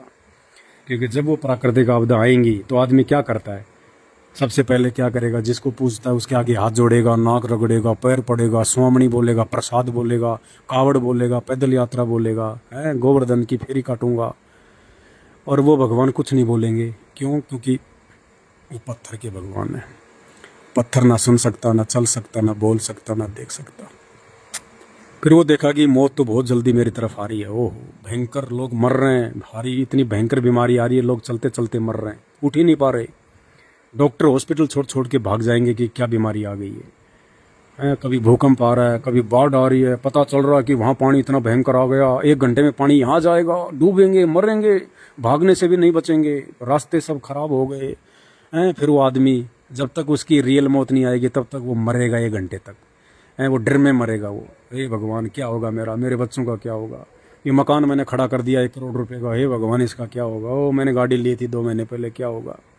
कभी छत पे दौड़ेगा, कभी पेड़ पे चढ़ेगा, कभी पहाड़ पे चढ़ेगा, लेकिन भाई मौत मौत पीछा नहीं छोड़ती, वो तो पकड़ के ढंग से मारेगी वो तो। और संत रामपाल जी के भक्तों को वो मौत नहीं मार सकती, संत रामपाल जी के भक्तों की दासी बन के रहेगी मौत, संत रामपाल जी के भक्तों की नौकरानी बन जाएगी वो मौत, नौकरानी। क्योंकि संत रामपाल जी कहते हैं, जम जोरा जहाँ से डरे और मिटे कर्म के लेख, अदली असल कबीर है वो कुल का सतगुरु एक। वो पूर्ण परमात्मा कबीर देव जिसके आगे ये काल, ये शैतान, ये मौत हाथ जोड़ती हैं, उस परमात्मा के दरबार में झाड़ू लगाती है मौत। जिस मौत से लोग इतना डरते हैं ना, और जिस काल से इतना डरते हैं, उस काल, वो काल और मौत, मौत कौन है, काल कौन है, ये दुर्गा, और ये काल शैतान, ब्रह्म जिसको कहते हैं, ये हैं 2। ये उस कबीर परमात्मा के दरबार में सतलोक में ऐसी ऐसी शक्तियां तो झाड़ू निकालती हैं, झाड़ू। और जो उस परम शक्ति के संपर्क में आ जाएगा, यानी संत रामपाल जी के संपर्क में आ जाएगा, तो भाई वो तो उसके बच्चों की भी झाड़ू निकालेगी, वो मौत उसको छू नहीं सकती। अगर उसके भाग्य में मौत भी लिखी है संत रामपाल जी के भगत में, तो संत रामपाल जी की आज्ञा के बिना उसको वो टच भी नहीं कर सकती, 10 कदम दूर खड़ी रहेगी। न जाने कितने उदाहरण दे दिए संत रामपाल जी ने, मर के भगत जिंदा हुए, मर के धर्मराज के दरबार में जाके वापस आए भगत। वहां भक्तों ने कह दिया कि भाई तुम मुझे क्यों ले आए, तुम मुझे हाथ ही नहीं लगा सकते, मैं तो संत रामपाल जी का भगत हूँ, तुम्हारी औकात कैसी होगी मुझे ऊपर लाने की, संत रामपाल जी के अलावा तो हमें कोई हाथ ही नहीं लगा सकता। तो धर्मराज ने देखा यार इतने कॉन्फिडेंस के साथ में बोल रहा है बंदा, कहीं कोई गड़बड़ ना हो जाए। धर्मराज ने कहा चित्रगुप्त देख जरा क्या हाल है। तो चित्रगुप्त ने देखा तो बोले महाराज महाराज छोड़ दो, आप भी मरोगे और मुझे भी मरवाओगे। और फिर वो भगत वापस अपने शरीर में आता है, फिर वो पूरी बात बताता है कि आज तो ऐसा हुआ मेरे साथ में। तो भाई धरती पे परमात्मा है, अकल्पनीय अविश्वसनीय काम करेगा ये परमात्मा, वरना कौन भगवान मानेगा, कौन परमात्मा मानेगा। और पिछले 28 वर्षों से 1994 से संत रामपाल जी नाम दे रहे हैं, ज्ञान दे रहे हैं। अब आप लोग तो संत रामपाल जी से कोसों दूर हो, उनके सत्संग सुनोगे नहीं, उनके विचार सुनोगे नहीं, तुम्हें क्या पता वे क्या है क्या नहीं है। 28 वर्षों से ऐसे ऐसे अचंभे हो रहे हैं, ऐसे ऐसे अकल्पनीय काम हो रहे हैं, ऐसे ऐसे अविश्वसनीय कर्म हो रहे हैं। इसलिए हमारा विश्वास दृढ़ होता है कि हमारा भगवान धरती पे परमात्मा सबका। और फिर ऐसे नहीं, भक्ति का आधार है शास्त्र, भक्ति की जानकारी है शास्त्रों में।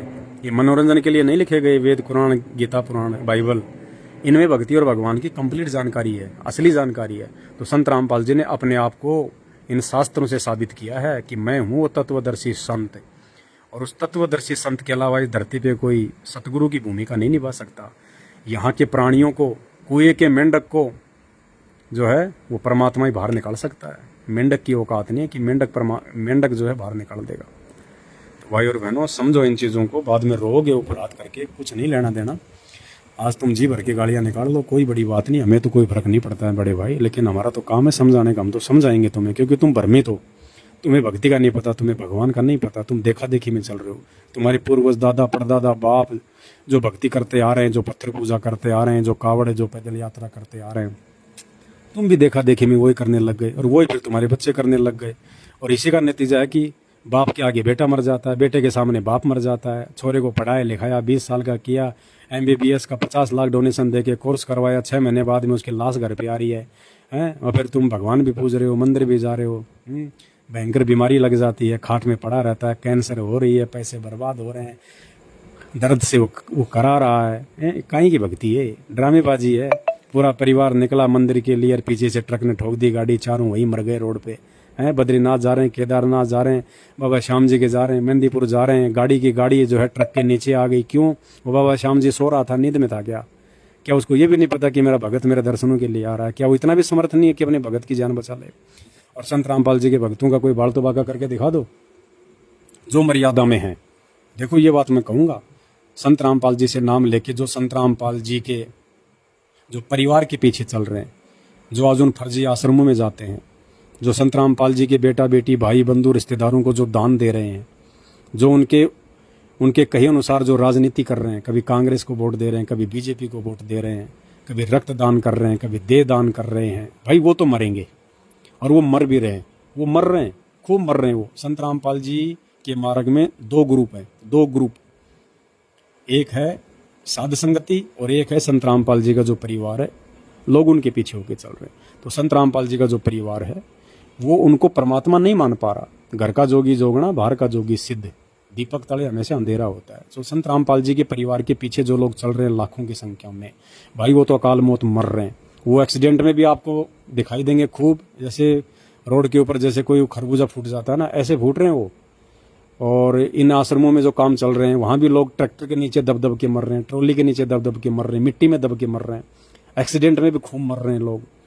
और ये कोरोना आया था, कोरोना में हजारों की संख्या में संत रामपाल जी के जो भगत हैं वो मरे हैं, अकाल मौत मरे हैं, और अब भी मर रहे हैं, खूब मर रहे हैं। कौन मर रहे हैं? जो मर्यादा में नहीं है। भाई मर्यादा प्रथम है।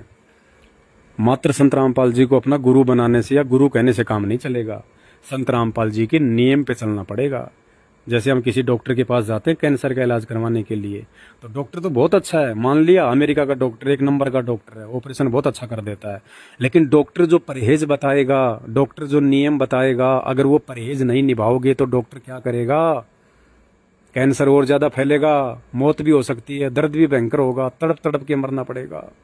तो इसी प्रकार संत रामपाल जी आध्यात्मिक डॉक्टर तो 1 नंबर के हैं, जगत गुरु तो 1 नंबर के हैं, परमात्मा तो 1 नंबर के हैं, भगवान तो 1 नंबर के हैं।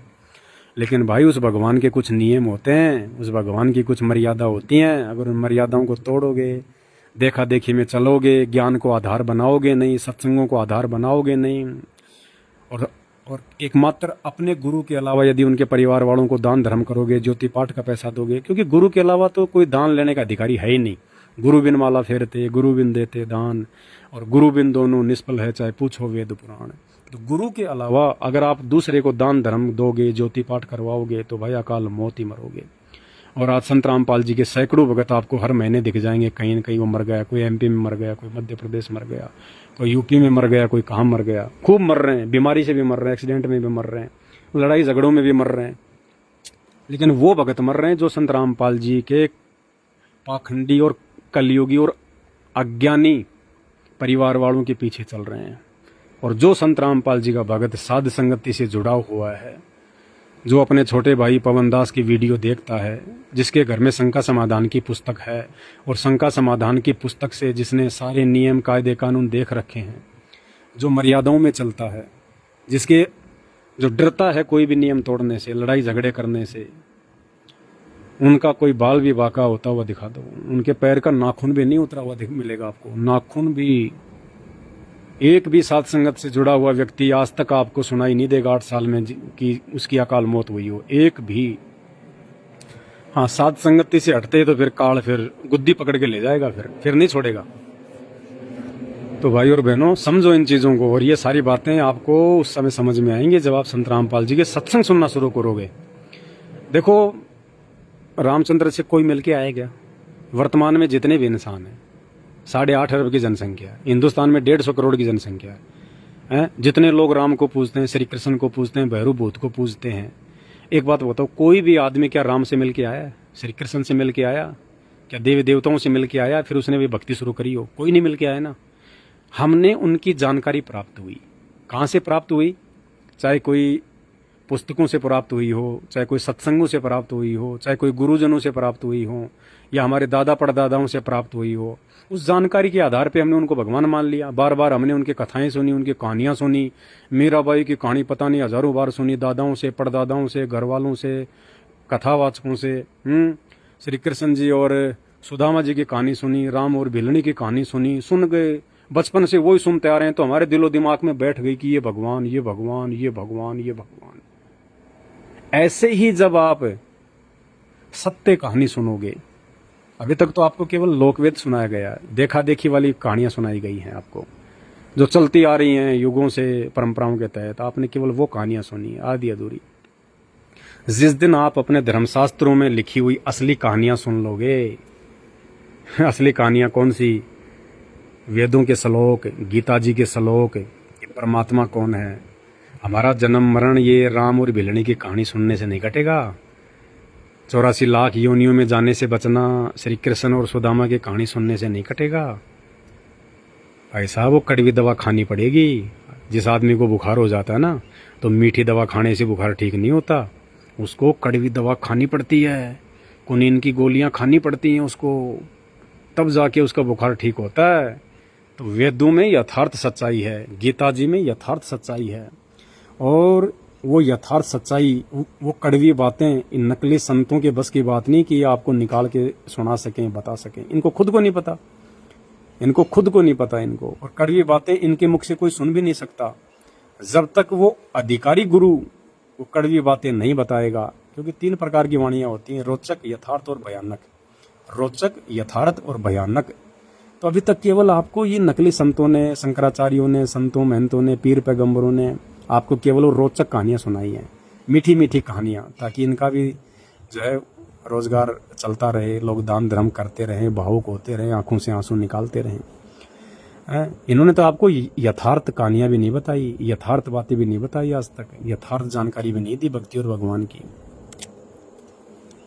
तो अब संत रामपाल जी आपको यथार्थ ज्ञान दे रहे हैं सन 1994 से, और यथार्थ ज्ञान के बाद फिर वो भयानक का नंबर आएगा, भयानक वाणियां, भयानक ज्ञान, कि भैया भक्ति नहीं करी तो सीधा 84 में जाना पड़ेगा फिर।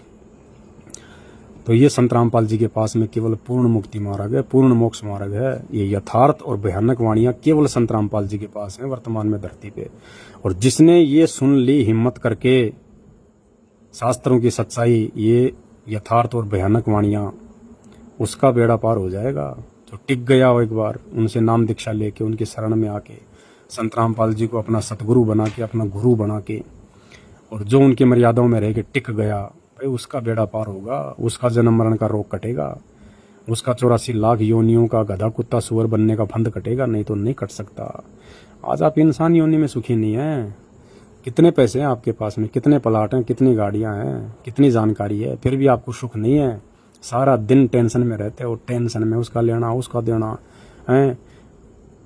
4 बैंकों से लोन ले लेके मकान बना रखे हैं, गाड़ियां ला रखी हैं, फिर वो किस्त वाले पीछे पीछे, तुम आगे आगे, कभी बोलोगे वहाँ खड़ा हूँ, कभी बोलोगे वहाँ खड़ा हूँ, कभी मोबाइल बंद करोगे, कभी क्या करोगे। तो भाई और बहनों, जिस दिन तुम उस परम संत की शरण में आ जाओगे, संत रामपाल जी की शरण में, तुम्हारे सारे फंद कट जाएंगे।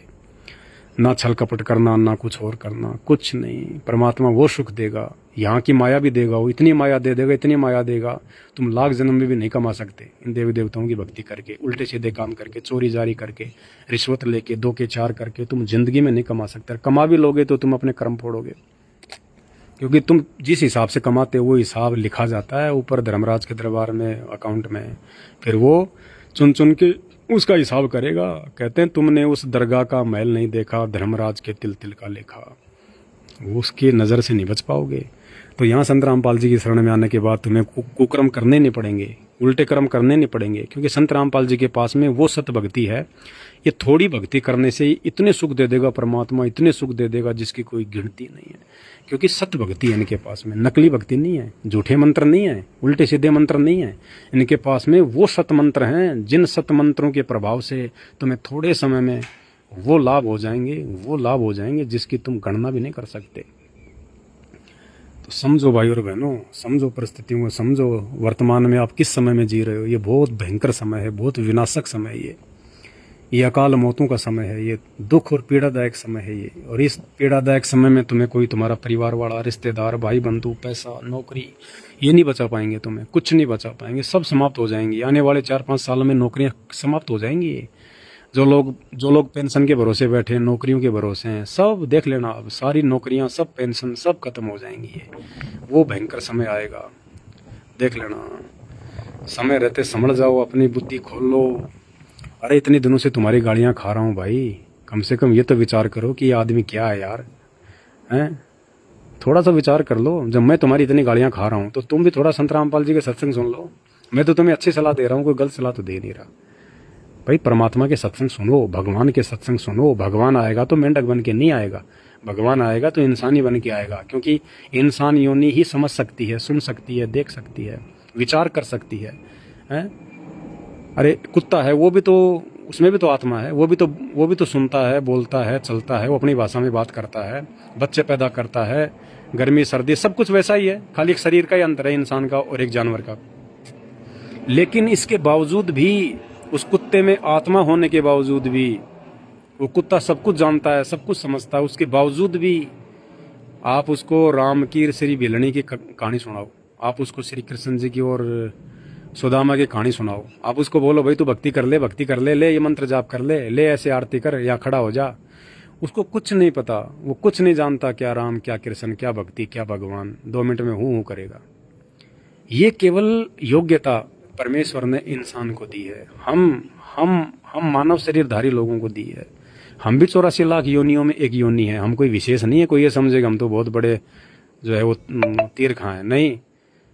हम 84 लाख योनियों में ही आते हैं। 84 लाख योनियों के अंतर्गत एक मानव योनि है, लेकिन ये मानव योनि परमात्मा ने विशेष दी है। पर इंसान को परमात्मा ने विशेष ये बुद्धि दी है, सोचने समझने की ताकत दी है। ये हाथ पैर ऐसे दे दी, हम इनसे जो चाहे कर सकते हैं। हाथ पैर तो कुत्ते के भी हैं, गाय के भी हैं, भैंस के भी हैं। वो रोटी बना के क्यों नहीं खा सकती? इंसान ही क्यों खा रहा है? बंदर के भी हमारे जैसे हाथ हैं, गोरिल्ला के भी हमारे जैसे हाथ हैं, वो रोटी बना के क्यों नहीं खा रहा है? तो ये विशेष योग्यता परमेश्वर ने इंसान को इसलिए दी है कि जब मैं धरती पे जाऊंगा, उनको भक्ति की जानकारी दूंगा, उस समय वो अपना काम धंधा भी करेंगे, रोजी रोटी का काम धंधा भी करेंगे।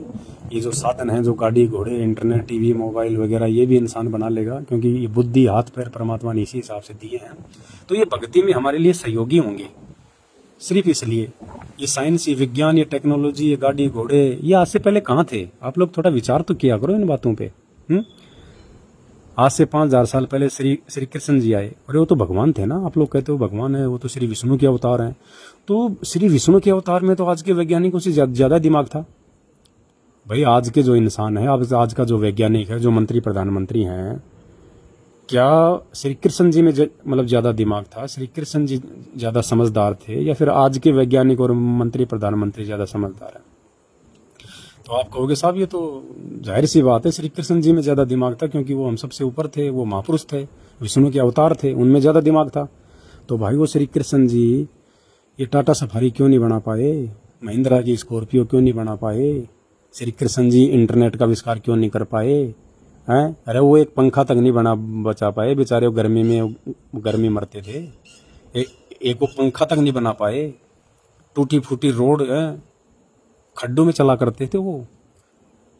आज के इंसान ने तो जीटी रोड बना ली, हाईवे बना लिए, हाईवे।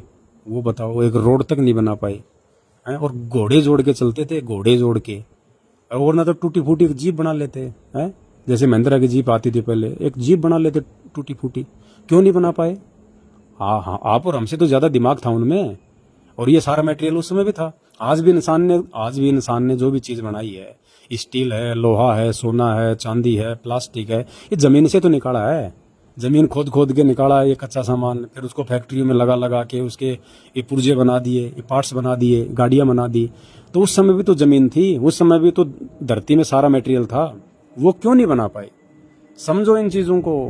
एक मोबाइल तक नहीं बना पाए वो बात करने के लिए। उनको मथुरा से उनको दिल्ली आना पड़ता था अपने रिश्तेदारों के पास, पांडवों के पास में बात करने के लिए, या फिर कोई घुड़सवार भेजना पड़ता था कोई संदेशा देने के लिए। वो मोबाइल तक नहीं बना पाए, एक कीपैड वाला नहीं बना पाए। क्यों नहीं बना पाए भाई और बहनों? समझो इन चीजों को। ये बुद्धि उस कबीर परमात्मा संत रामपाल जी भगवान ने दी हम इंसानों को। ये जितने भी वैज्ञानिक लोगों ने जो ये वैज्ञानिक आविष्कार किए हैं, ये टीवी, रेडियो, इंटरनेट, हेलीकॉप्टर, ये सैटेलाइट, ये जो भी चीज़ें हैं ना, ये संत रामपाल जी का दिया हुआ दिमाग है इंसान को। संत रामपाल जी का दिया हुआ दिमाग है ये। सबकी बुद्धि का रिमोट संत रामपाल जी के हाथ में है। तो ये सब कुछ इसलिए बनाए परमात्मा ने ताकि हम घर बैठ के भक्ति कर सकें, हमारे को आने जाने में सुविधा हो, बातचीत करने में सुविधा हो, जानकारी में सुविधा हो। पहले यह हिमालय में क्यों जाते थे महात्मा? हिमालय में कोई भगवान थोड़ी बैठा होता था कि हिमालय की गुफा में भगवान बैठा, उसको उसके जाते उसके लिपट जाएंगे। नहीं, आदमी हिमालय में जाके गुफाओं में भक्ति क्यों किया करता था, पहाड़ों में गुफाओं में भक्ति क्यों किया करता था? ठंड के लिए, ताकि वहाँ पे उनको ठंडक मिलेगी, और ठंडक रहेगी तो शरीर ज़्यादा समय तक चलता है, ज़्यादा समय तक शरीर जो है जीवित रहता है ठंडे प्रदेश में। इसलिए वो लोग वहाँ जा जाके वो भक्ति किया करते थे। और आज संत रामपाल जी ने एसी बनवा दी, कूलर बनवा दिए, घर घर में हिमालय बना दिया, घर घर में हिमालय, कहीं जाने की जरूरत नहीं है। आज अगर 200 किलोमीटर दूर अगर कहीं कोई सत्संग हो रहा है तो तुरंत अपनी गाड़ी उठाओ, या बस से जाओ, ट्रेन से जाओ, हेलीकॉप्टर से जाओ। आपका समय बचा कि नहीं बचा? और 200 किलोमीटर अगर तुम पैदल जाओगे तो भाई 2 दिन में जाके पहुंचोगे, और फिर क्या सत्संग सुनोगे? पैदल चल के वैसे ही मतलब वो थक जाता आदमी। तो ये सारी चीज़ें परमेश्वर ने हमें इसलिए दी हैं कि लोग मेरा ज्ञान सुने, और जाने की भी जरूरत नहीं है। समय नहीं है मान लो आपके पास में, आप नहीं जा सकते, बिजी हैं, तो आपको मोबाइल दे दिए। लो भैया लाइव सत्संग चल रहा है, अपने घर बैठे बैठे सुनो मोबाइल। लो भैया टीवी पे आ गया, अपने घर में टीवी ऑन करो, घर बैठे बैठे 1000 किलोमीटर दूर जो प्रोग्राम चल रहा है, जो सत्संग चल रहा है, आप उसको देखो अपने घर पे बैठे बैठे, लाइव देखो, अपने मोबाइल में देखो। आप पता नहीं कोई अमेरिका में भाई लाइव देख रहा है, कोई हिंदुस्तान में देख रहा है, कोई कहाँ देख रहा है, और मैं कहाँ से बोल रहा हूँ। तो ये सुविधा क्यों दी परमेश्वर ने हमें? आपस में ये कनेक्ट करने के लिए।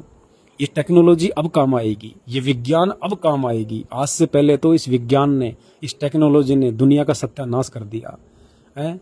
विज्ञान, अरे विज्ञान ने तो दुनिया के विनाश का सामान तैयार किया है। आज इस विज्ञान ने पूरी दुनिया को बारूद के ढेर पे बैठा दिया। बस चिंगारी लगने की देर है, पटाखे छूटेंगे। इस विज्ञान ने क्या किया? इस विज्ञान ने हाइड्रोजन बम बना दिए, इस विज्ञान ने परमाणु बम बना दिए, इस विज्ञान ने लड़ाकू विमान बनवा दिए, इस विज्ञान ने AK-47 बना दी, इस विज्ञान ने लोगों को मारने काटने के तरीके बना दिए। पूरी दुनिया आपस में लड़ झगड़ के ऐसे तो मरेगी अभी, ये विज्ञानी तो मारेगी लोगों को। और फिर विज्ञान के बाद में अध्यात्म, फिर वो अध्यात्म जो संत रामपाल जी के पास में है। संत रामपाल जी चाहें तो तीसरा विश्व युद्ध को रोक सकते हैं चुटकियों में, पूरी दुनिया के विनाश को रोक सकते हैं, लेकिन दुनिया चाह नहीं रही ना, दुनिया चाह ही नहीं रही। और दुनिया कहाँ से चाहेगी? जब मैं तुम्हें सलाह दे रहा हूँ अच्छी कि सत्संग सुनो, परमात्मा धरती पे है, अपना आत्म कल्याण कराओ, अपने जीवन को सही दिशा दो, ये बुराइयां छोड़ो, शराब, गुटखा, बीड़ी, मांस, चोरी, जारी, ठगी, उल्टी सीधी बातें छोड़ो, इनको। भगवान धरती पे है, मानव शरीर को समझो। ये शरीर केवल परमात्मा प्राप्ति के लिए मिलता है, बकवाद करने के लिए नहीं मिलता। ये पैसे कमा कमा के तिजोरियां भरने के लिए नहीं मिलता है। ये शरीर परमात्मा की भक्ति करने के लिए मिलता है भैया। ये जीभ किसी को गालियां निकालने के लिए नहीं मिलती। कहते हैं जीभ तो वाहे भली जो रटे हरि को नाम, नहीं तो काट के फेंक दो मुख में भलो नहीं चाम। तो ये परमात्मा प्राप्ति के लिए साधन मिले हैं, और अब तुम इनको दुरुपयोग कर रहे हो, तो फिर क्या होगा? तुम्हारे साथ में दुर्गति होगी। अगले जन्म में फिर गधे बनेंगे, कुत्ते बनेंगे, बैल बनेंगे, सारा दिन फिर करना तुम क्या करोगे? कुछ नहीं कर पाओगे फिर, क्योंकि आछे दिन पाछे गए और गुरु से किया ना हेत, अब पछताए क्या हो जब चिड़िया चुग गई खेत।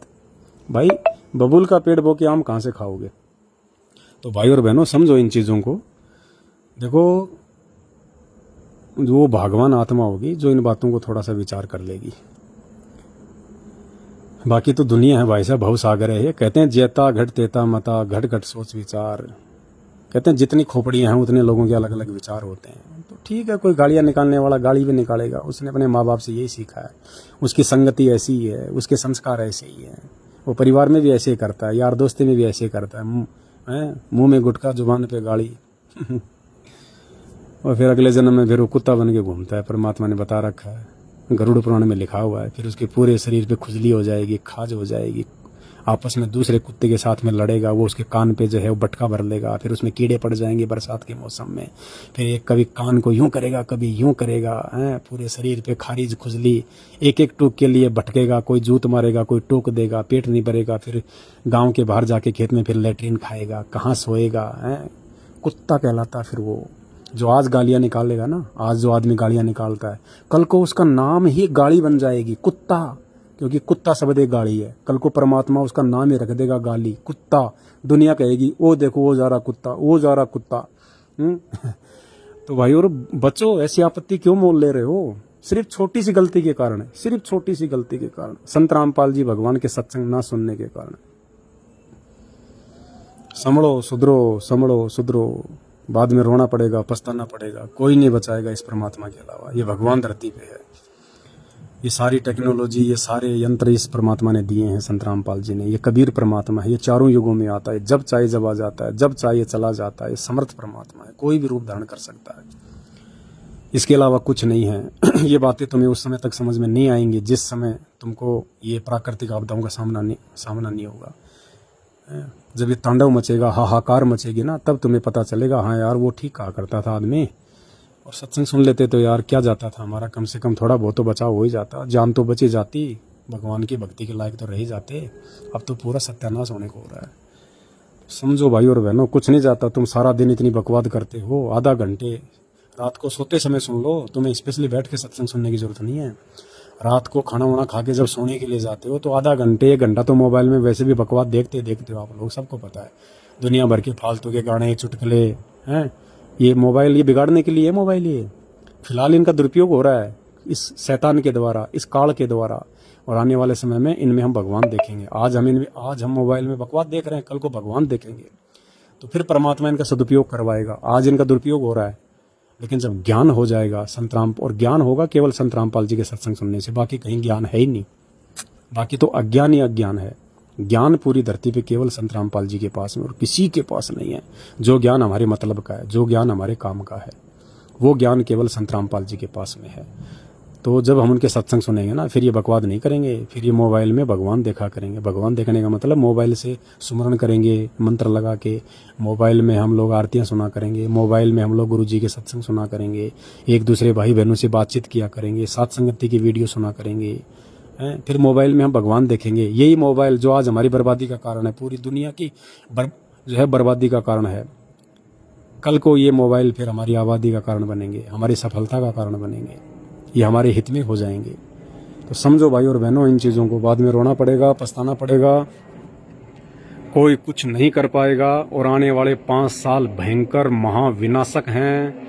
इस बात को डायरी में नोट कर लेना। ना तुम्हें, ना हिंदुओं के भगवान बचाएंगे, ना मुसलमानों का अल्लाह बचाएगा, ना जैनियों का महावीर आएगा, ना महात्मा बुद्ध आएगा, और ना ही भाई सिख भाई जिसे अपना भाई गुरु कहते हैं वो आएगा।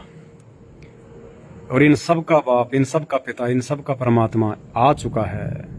सिखों का वाहिगुरु, ईसाइयों का मसीह, हिंदुओं का भगवान, मुसलमानों का अल्लाह, पूरी दुनिया का बाप, सारी सृष्टि का पिता, वो संत रामपाल जी धरती पे आ चुका है। अगर समझदार हो तो भाई समय रहते रोजाना आधा घंटा सत्संग सुनना शुरू कर दो उनका।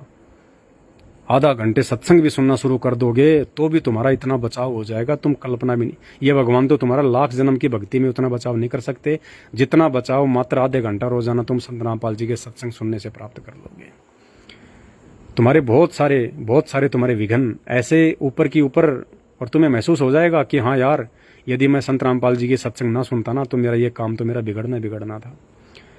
तुम्हारे बहुत सारे ऐसे काम सार देगा वो परमात्मा। जो काम आज तुम्हारे, जो शारीरिक रोग, जो बीमारियां, जो परेशानियां, जो टेंशन, जो आर्थिक परेशानी तुम्हारी, जो ये भक्तियां करते करते भी, कावड़ लाते लाते भी, पैदल यात्रा करते करते भी, शनि महाराज को तेल जो है वो चढ़ाते चढ़ाते भी तुम्हारी कोई परेशानियां हल नहीं हो रही, मात्र संत रामपाल जी के सत्संग सुनने से कुछ दिनों में देखना तुम्हारे काम ऐसे बढ़ना शुरू हो जाएंगे। ऐसे तुम्हें पता भी नहीं चलेगा। तुम कहोगे यार वास्तव में तो भगवान आया हुआ धरती पे, भाई ये परमात्मा। अगर नहीं जानकारी होती तो क्या होता।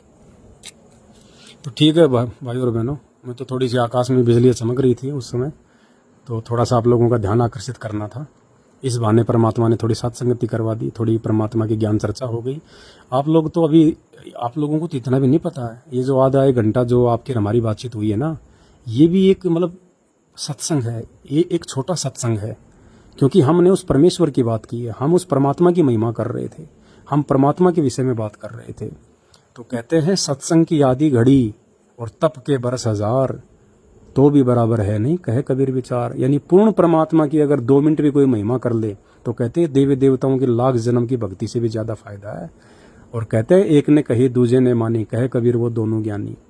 तो आप लोगों को तो मेरे द्वारा जो बातचीत हो रही है, आप जो ये सुन रहे हैं संत रामपाल जी की महिमा, भगवान की महिमा, इससे भी ना जाने आपके कितने पाप कट जाएंगे। आपको तो इन देवी देवताओं की लाख जन्म की भक्ति से ज़्यादा फायदा तो ये 1 घंटे की हमारी जो वार्ता हो रही है, जो हरी चर्चा हो रही है संत रामपाल जी के विषय में, उस कबीर परमात्मा के विषय में, इससे भी तुम्हें इतना लाभ हो गया होगा। इतना लाभ तुम्हें उन देवी देवताओं की लाख जन्म की भक्ति से नहीं हो सकता।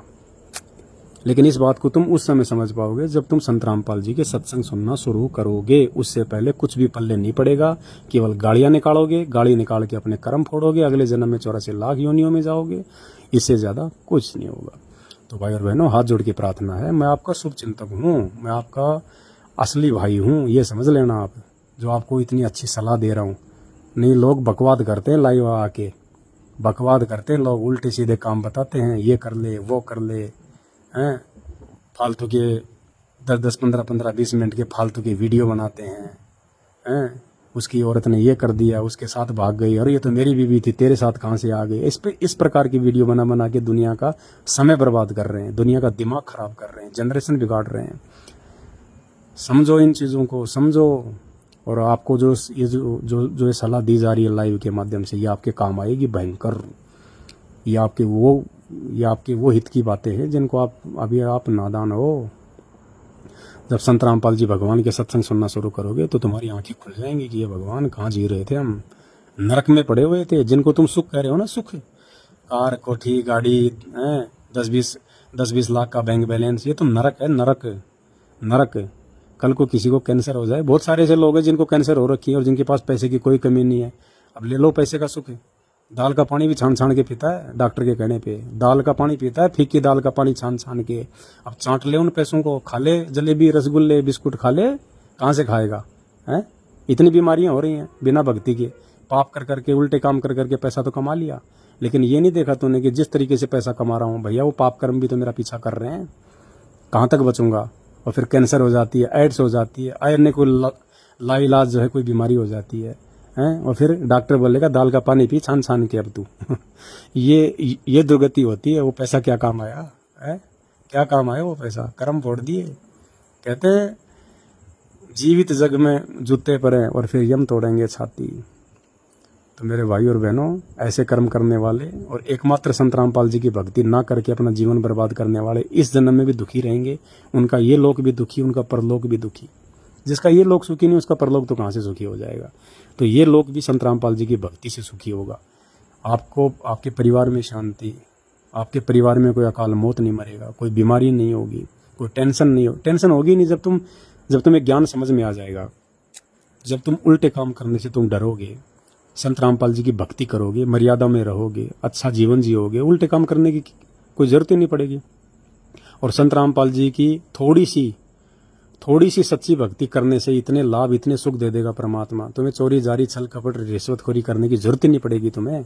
उल्टे काम तो वो करता है जिसको भूख होती है। और इस ज्ञान से फिर तुम्हारी ये मतलब इच्छाएं शांत होंगी कि भाई वो फलाने का लड़का डॉक्टर बन गया, उसने मकान बना लिया, गाड़ी ले आया, तो दूसरे क्या कहेंगे, और देख नालायक तू तो कुछ नहीं कर रहा है, उसका छोरा नौकरी लग गया, ये कर लिया, वो इतने कमाता है। तो वो क्या करेगा बेचारा? वो भी फिर ये करेगा, 2 नंबर के काम करने का प्रयास करेगा, क्योंकि माँ बाप ने एक ही डंडा दे रखा है, पैसे ला पैसे ला पैसे ला। तो उल्टे सीधे काम करेगा। उल्टे सीधे काम करने में क्या होगा? या तो कहीं मारा जाएगा, या पकड़ा जाएगा, जेल चला जाएगा। और सफल भी हो गया तो फिर अंत में फिर वो जो पैसा कमाया है, जो पाप करके, उल्टे काम करके, वो भोगना पड़ेगा। कोई रोग हो जाएगा, एक्सीडेंट में टांग टूट जाएगी, पैर टूट जाएगा, लकवा मार जाएगा, पैरालिसिस हो जाएगा। समझो इन चीज़ों को भाई और बहनों, समझो। बच्चे नहीं हो तुम लोग। परमात्मा ने तुम्हारे को मानव बनाया, इंसान बनाया, जानवर नहीं बनाया। ऊपर से ये विशेष दिमाग दिया परमात्मा ने। चिंतन करो, मनन करो, कहाँ जी रहे हो तुम। ये 4 दिन का जीवन है। वो कल को यार दोस्त रिश्तेदार शमशान घाट तक के साथी हैं, आगे नहीं जाएंगे वो। जब मर जाओगे ना तो रिश्तेदार, यार दोस्त, भाई बंधु, बेटा बेटी, पत्नी, ये सब शमशान घाट तक के साथी हैं। और जब आग लगाएंगे ना तो वो भी 20 कदम दूर जाके बैठ जाएंगे। समझो, फिर तुम अपने पाप कर्म लेके जाओगे, कुकर्म लेके जाओगे, और फिर ऊपर यमराज, धर्मराज नरक में ठोकेगा, फिर भाले ठोकेगा सीधे आंखों में, मुंह में वो नहीं देखता कि इसको दर्द हो रहा है, कहाँ लग रही है। वो यम के दूध फिर भाले ठोकेंगे, सीधे जलती हुई आग में डालेंगे अंगारों में। तो समझो इन चीज़ों को भाई और बहनों, समझो परमात्मा धरती पे है। ये संत रामपाल जी आम व्यक्ति नहीं है। ये आप और हमारे जैसा दिखाई ज़रूर देता है, लेकिन ये परमात्मा है, ये परमेश्वर है, ये भगवान है। बाद में रोगे ऊपर हाथ खड़े करके जब समय बीत जाएगा। अब समय है, थोड़ा उनकी जानकारी प्राप्त करो, थोड़ा सत्संग सुनो उनके, सत्संग से ही पता चलेगा। हम बच्चे को स्कूल में भेजते हैं, वो किताबें पढ़ता है तभी तो उसको जानकारी होती है। तो संत रामपाल जी ने जो किताबें हमें पढ़ाई अध्यात्म की, ये कुरान, पुराण, बाइबल, सभी धर्मों की सभी पुस्तकें, तो थोड़ा ज्ञान अर्जित करो। महीना 2 महीना सत्संग सुनो, फिर देखो, फिर तुम रोके नहीं रुकोगे। फिर तो तुम्हें पता चल जाएगा कि हाँ यार, हम तो बहुत बड़ी जो है अज्ञानता की नींद में सो रहे थे। बताओ, भगवान हमारी गोद में और हम कहाँ घूम रहे हैं। ओहो, घर में भगवान और हम मंदिरों में ढूंढ रहे हैं। घर में भगवान और हम लोग मस्जिदों में ढूंढ रहे हैं। घर में भगवान हम लोग जो है गुरुद्वारों में ढूंढ रहे हैं। घर में भगवान और हम लोग बद्रीनाथ, केदारनाथ, हरिद्वार, पता नहीं कहाँ कहाँ धक्के खा रहे हैं। तो समय हाथ से निकल जाएगा, फिर रोने पछताने के अलावा कुछ नहीं मिलेगा। आज ये बेटा बेटी, भाई बंधु, कार कोटी, रिश्तेदार, जवाई, ये कुछ काम नहीं आएंगे। और वैसे भरोसा नहीं, संत रामपाल जी की जो व्यक्ति शरण में नहीं है उसका कोई भरोसा नहीं, वो कब मर जाए, कब मर जाए। आप देख रहे हो अपने चारों तरफ, सुबह सुबह अखबार पढ़ते हो, न्यूज़ देखते हो, 5 वहाँ मर गए, 6 वहाँ मर गए, बस खाई में जो है वो गिर गई, इतने आदमी शराब पी के मर गए, इतने आदमी कैंसर से मर गए। उन्होंने सोचा था क्या कि हम मरेंगे, या कोई मरना चाहता है क्या? लेकिन मर गए ना। तो तुम्हारा भी क्या विश्वास है बताओ? घर पे बैठे हो, आराम से खाना खा रहे हो, ऊपर से पंखा टूट के गिर गया, गया भाई साहब। है कोई भरोसा 1 सेकंड का? नीचे बैठ के तुम पैसा गिन रहे होगे, 1 लाख, 2 लाख, 4 लाख, 5 लाख, कल होटल का इनॉग्रेशन है, पैसा लेके चले नहीं कि पीछे से गाड़ी को ट्रक ने ठोक दिया, भाई साहब का 3 2 5 हो गया। है कोई भरोसा? कोई भरोसा नहीं है। फिर काहे में अपने आप में फन्ने खा मान रहे हो? काहे में अपने आप में सूरमा समझ रहे हो? जब तुम्हारे जीवन का भरोसा नहीं है, पानी का सा बुलबुला तुम्हारा जीवन है, कब फूट जाए भरोसा नहीं है। और तुम अपने आप में आगे की प्लानिंग कर रहे हो, होटल बनाऊंगा, ये करूंगा, छोरे को डॉक्टर बनाऊंगा, ये करूंगा। अरे जो काम करना था वो तो तूने किया नहीं। ये मानव शरीर परमात्मा प्राप्ति के लिए मिल रहा है, वो काम तो तूने स्टार्ट किया नहीं। और वो परमात्मा की प्राप्ति बिना सच्चे गुरु की हो नहीं सकती। और सच्चा गुरु वर्तमान में धरती पे केवल संत रामपाल जी है। बाद में रोगे, कुछ नहीं मिलेगा, पछताओगे बहुत भयंकर। ये गधे कुत्ते सुअर बन के यहीं घूमोगे, फिर एक एक टूक के लिए यूं मुंह फाड़ के देखोगे। और किसी ने टूक फेंक भी दिया तो साथ में वो 10 ग्राम मिट्टी और खाओगे। तो समझो इन चीज़ों को। संत रामपाल जी भगवान है धरती पे, ये आम व्यक्ति नहीं है, आम कोई साधारण मनुष्य नहीं है। ये गलतियां आज से पहले राम और श्री कृष्ण के समय भी लोगों ने की थी और रह गए। आज उनकी मूर्तियां पूज रहे हो, पत्थर ही पूज रहे हो, कुछ नहीं मिलने जुलने वाला। तो भगवान धरती पे है भाई, मौका मत चुको। देखो कुत्ता रो रहा है उधर हमारे मकान के साइड में, वहाँ पे ऊपर मुंह करके। और कुत्ता क्यों रोता पता है भाई? कुत्ता तो हू करता है, लेकिन कुत्ता हू क्यों करता है रात्रि के समय पता है? परमात्मा ने बताया कि जो कुत्ता होता है ना, उसको याद आती हैं, उसको मेमोरीज आती हैं वो पूर्व जन्मों की। वो कहता है कि हे भगवान, मैं तो मौका चूक गया। हे परमात्मा, जब मानव शरीर में था तो मैंने इन बातों पे ध्यान नहीं दिया। लोगों ने मुझे बहुत समझाया, लेकिन मैंने उनकी बातों को टाल दिया कि कोई भगवान नहीं होता, कुछ नहीं होता, सब बकवासबाजी, अपना काम धंधा करो, अपने बच्चे पालो, यही भक्ति है, यही धर्म है। और आज वो कुत्ता बन के उन दिनों को याद करके ऊपर मुँह करके रोता है कि भगवान एक बार और दे दे मानव जन्म। हे भगवान, अब की बार तेरी भक्ति करूंगा और कुछ नहीं करूंगा, एक मानव जन्म और दे दे परमात्मा। रोता है वो ऊपर मुँह करके। तो कहीं ऐसा ना हो कल को आपको भी वो दिन देखने पड़े। इसलिए इन चीज़ों से शिक्षा लो। अरे ये जानवर हम देख रहे हैं, गधे, कुत्ते, बिल्ली, सुअर, बैल, ऊँट, ये क्या इनको दुख नहीं होता? क्या इनको दर्द नहीं होता? क्या सर्दी आती है तब इनको सर्दी नहीं लगती? गर्मियों में इनको ये गर्मी नहीं लगती? आज तुम्हें कोई हल में जोड़ दे तो क्या हाल होगा? और सारा दिन किसान उसके मारता है, पीठ पे उससे वो खेती करता है। क्यों दुख उठाने पड़े उसको इतने? इसलिए क्योंकि वो नालायक जब मानव शरीर में था, जब वो नालायक कभी इंसान था, स्त्री या पुरुष, उसने संतों की बातों पे ध्यान नहीं दिया, उसने भक्ति नहीं करी। भक्ति भी करी तो वो पत्थर पूजा वाली नकली, पीपल पूजता रहा, पेड़ पूजता रहा, पत्थरों के चक्कर में देता रहा, वो कावड़ लाता रहा, पैदल यात्रा करता रहा। सच्चे गुरु की तलाश नहीं करी जो शास्त्रों में लिखा हुआ है। गांव-गांव में, नगर-नगर में नकली गुरु बैठे हैं। उन गुरुओं की पहचान उसने शास्त्रों से नहीं करी, ज्ञान से नहीं करी। बस उनकी मीठी मीठी बातों में आके दान धर्म करता रहा, अपना जीवन बर्बाद कर गया। वो गुरु भी नरक में, वो भी नरक में। 84 लाख में दोनों गुरु चेले बैल बन के किसान के खेत में हल जोत रहे हैं। तो भाई और बहनों, समझो इन बातों को। बाद में रोगे, पछताओगे। परमात्मा धरती पे है, कोई नहीं सुनेगा। एक बार ये मौका चुका फिर कुछ नहीं है। तो माफ़ी चाहता हूँ मेरी बातों से अगर किसी को कोई दुख हुआ हो, कोई कष्ट हुआ हो, तो मैं क्षमा प्रार्थी हूँ। बाकी ये सच्ची बातें हैं भाई साहब, सच्ची बातें हैं। ये कहते हैं साचा शब्द कबीर का और प्रकट किया जग माही, और जैसे को तैसा कहे सो तो निंदा नहीं। सच बात कहना निंदा चुगली में नहीं आती है। सच बात कहना तो एक महान परोपकार का काम है। शायद किसी को बातें लग जाएं, किसी की बुद्धि में ये बातें आ जाएं और उसका मानव जीवन सफल हो जाए, यदि वो समय रहते संत के सत्संग सुनना शुरू कर दे, उसकी शरण में आ जाए। तो समझो इन चीज़ों को भाई बहनों। अरे आपने और भी तो गुरु बना रखे हैं दुनिया भर के, वो कौन से भगवान है? जब तुमने उनको, अपने जैसे इंसानों को अपना गुरु बनाते हुए तुम्हें कोई शर्म नहीं आ रही, तो संत रामपाल जी को भी तो एक बार चेक कर लो। संत रामपाल जी का भी तो ज्ञान सुनो, उनका भी तो सत्संग सुन लो। तुमने औरों को भी तो अपना गुरु बना रखा है, संत रामपाल जी को भी देखो फिर अपना गुरु बना के, और देखो फिर उनकी भक्ति में और उनकी भक्ति में, उनके द्वारा जो भक्ति में जो लाभ मिलते हैं और संत रामपाल जी की भक्ति से जो लाभ मिलेंगे, फिर देखना दिन रात का अंतर, दिन रात का अंतर। चांद और सूरज के जितना अंतर है नकली संतों में और संत रामपाल जी में, चांद और सूरज के जितना।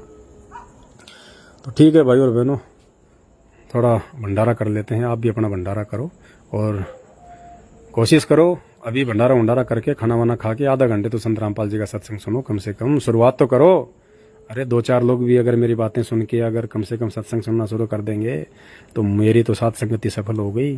मुझे तो हरी चर्चा का पूरा लाभ मिल जाएगा और आप लोगों का जीवन सफल हो जाएगा। और बाकी भाई जिसने गधा कुत्ता सुअर बनना है, देखो उनको तो भगवान आके बोल रहा है। 1994 से संत रामपाल जी खुद परमात्मा आके चिल्ला रहा है, तो भी उनके समझ में नहीं आ रही। तो हमारे जैसे उनके भक्तों की बातें कहाँ से समझ में आएगी? लेकिन जो समझदार आत्मा होती है ना, जो शाणी आत्मा होती है परमात्मा की, वो विचार करती है इन बातों पे कि यार इसको क्या फ़ायदा है इतना सब कुछ, अगला अपना बैलेंस जो है वो बर्बाद कर रहा है, अगला अपना समय खर्च कर रहा है, इतनी देर ये बातें बता रहा है, इसको क्या फ़ायदा? हम कौन सा उसकी जो है वो घर पे वो बोरियां डालने जा रहे हैं? जरूर कोई न कोई बात है, विचार करना चाहिए आदमी को। तो ऐसे लोग विचार करके सत्संग सुनेंगे संत रामपाल जी के। तो ठीक है भाई और बहनों, दया परमपिता परमेश्वर की। फिर लाइव आएंगे आप भाई बहनों को समझाने के लिए, अगर समझ जाओगे तो। इसी के साथ पूर्ण परमेश्वर की वंदना करते हुए आज का वीडियो समाप्त करेंगे। परमपिता परमात्मा, सारी सृष्टि के रचनहार, कुल मालिक, असंख्य ब्रह्मांडों के स्वामी, जगत गुरु, तीनों लोकों में प्रवेश करके सबका पालन पोषण करने वाले राजाधिराज, आत्माधार, नाथों के नाथ, देवों के देव महादेव, सर्वेश्वर महेश्वर, मृत्युंजय, अजरो अमर, आदि अनादि सनातनी प्रभु, जगत पिता जगदीश्वर, श्री श्री 1008 की उपाधि के वास्तविक अधिकारी, अकाल मूर्त, सब स्वरूपी राम, वासुदेव, सर्वगतम ब्रह्म, परम पूज्य, प्रथम पूज्य, परम पुरुष, परम धनी, परम दयालु, परम संत, आदि गणेश, जगत के तारणहार, जगत के मुक्तिदाता, जगत के जगन्नाथ, हारे का सहारा, अल्लाह ताला, अल्लाहु अकबर, संत शिरोमणि सतगुरु रामपाल जी भगवान की जय हो।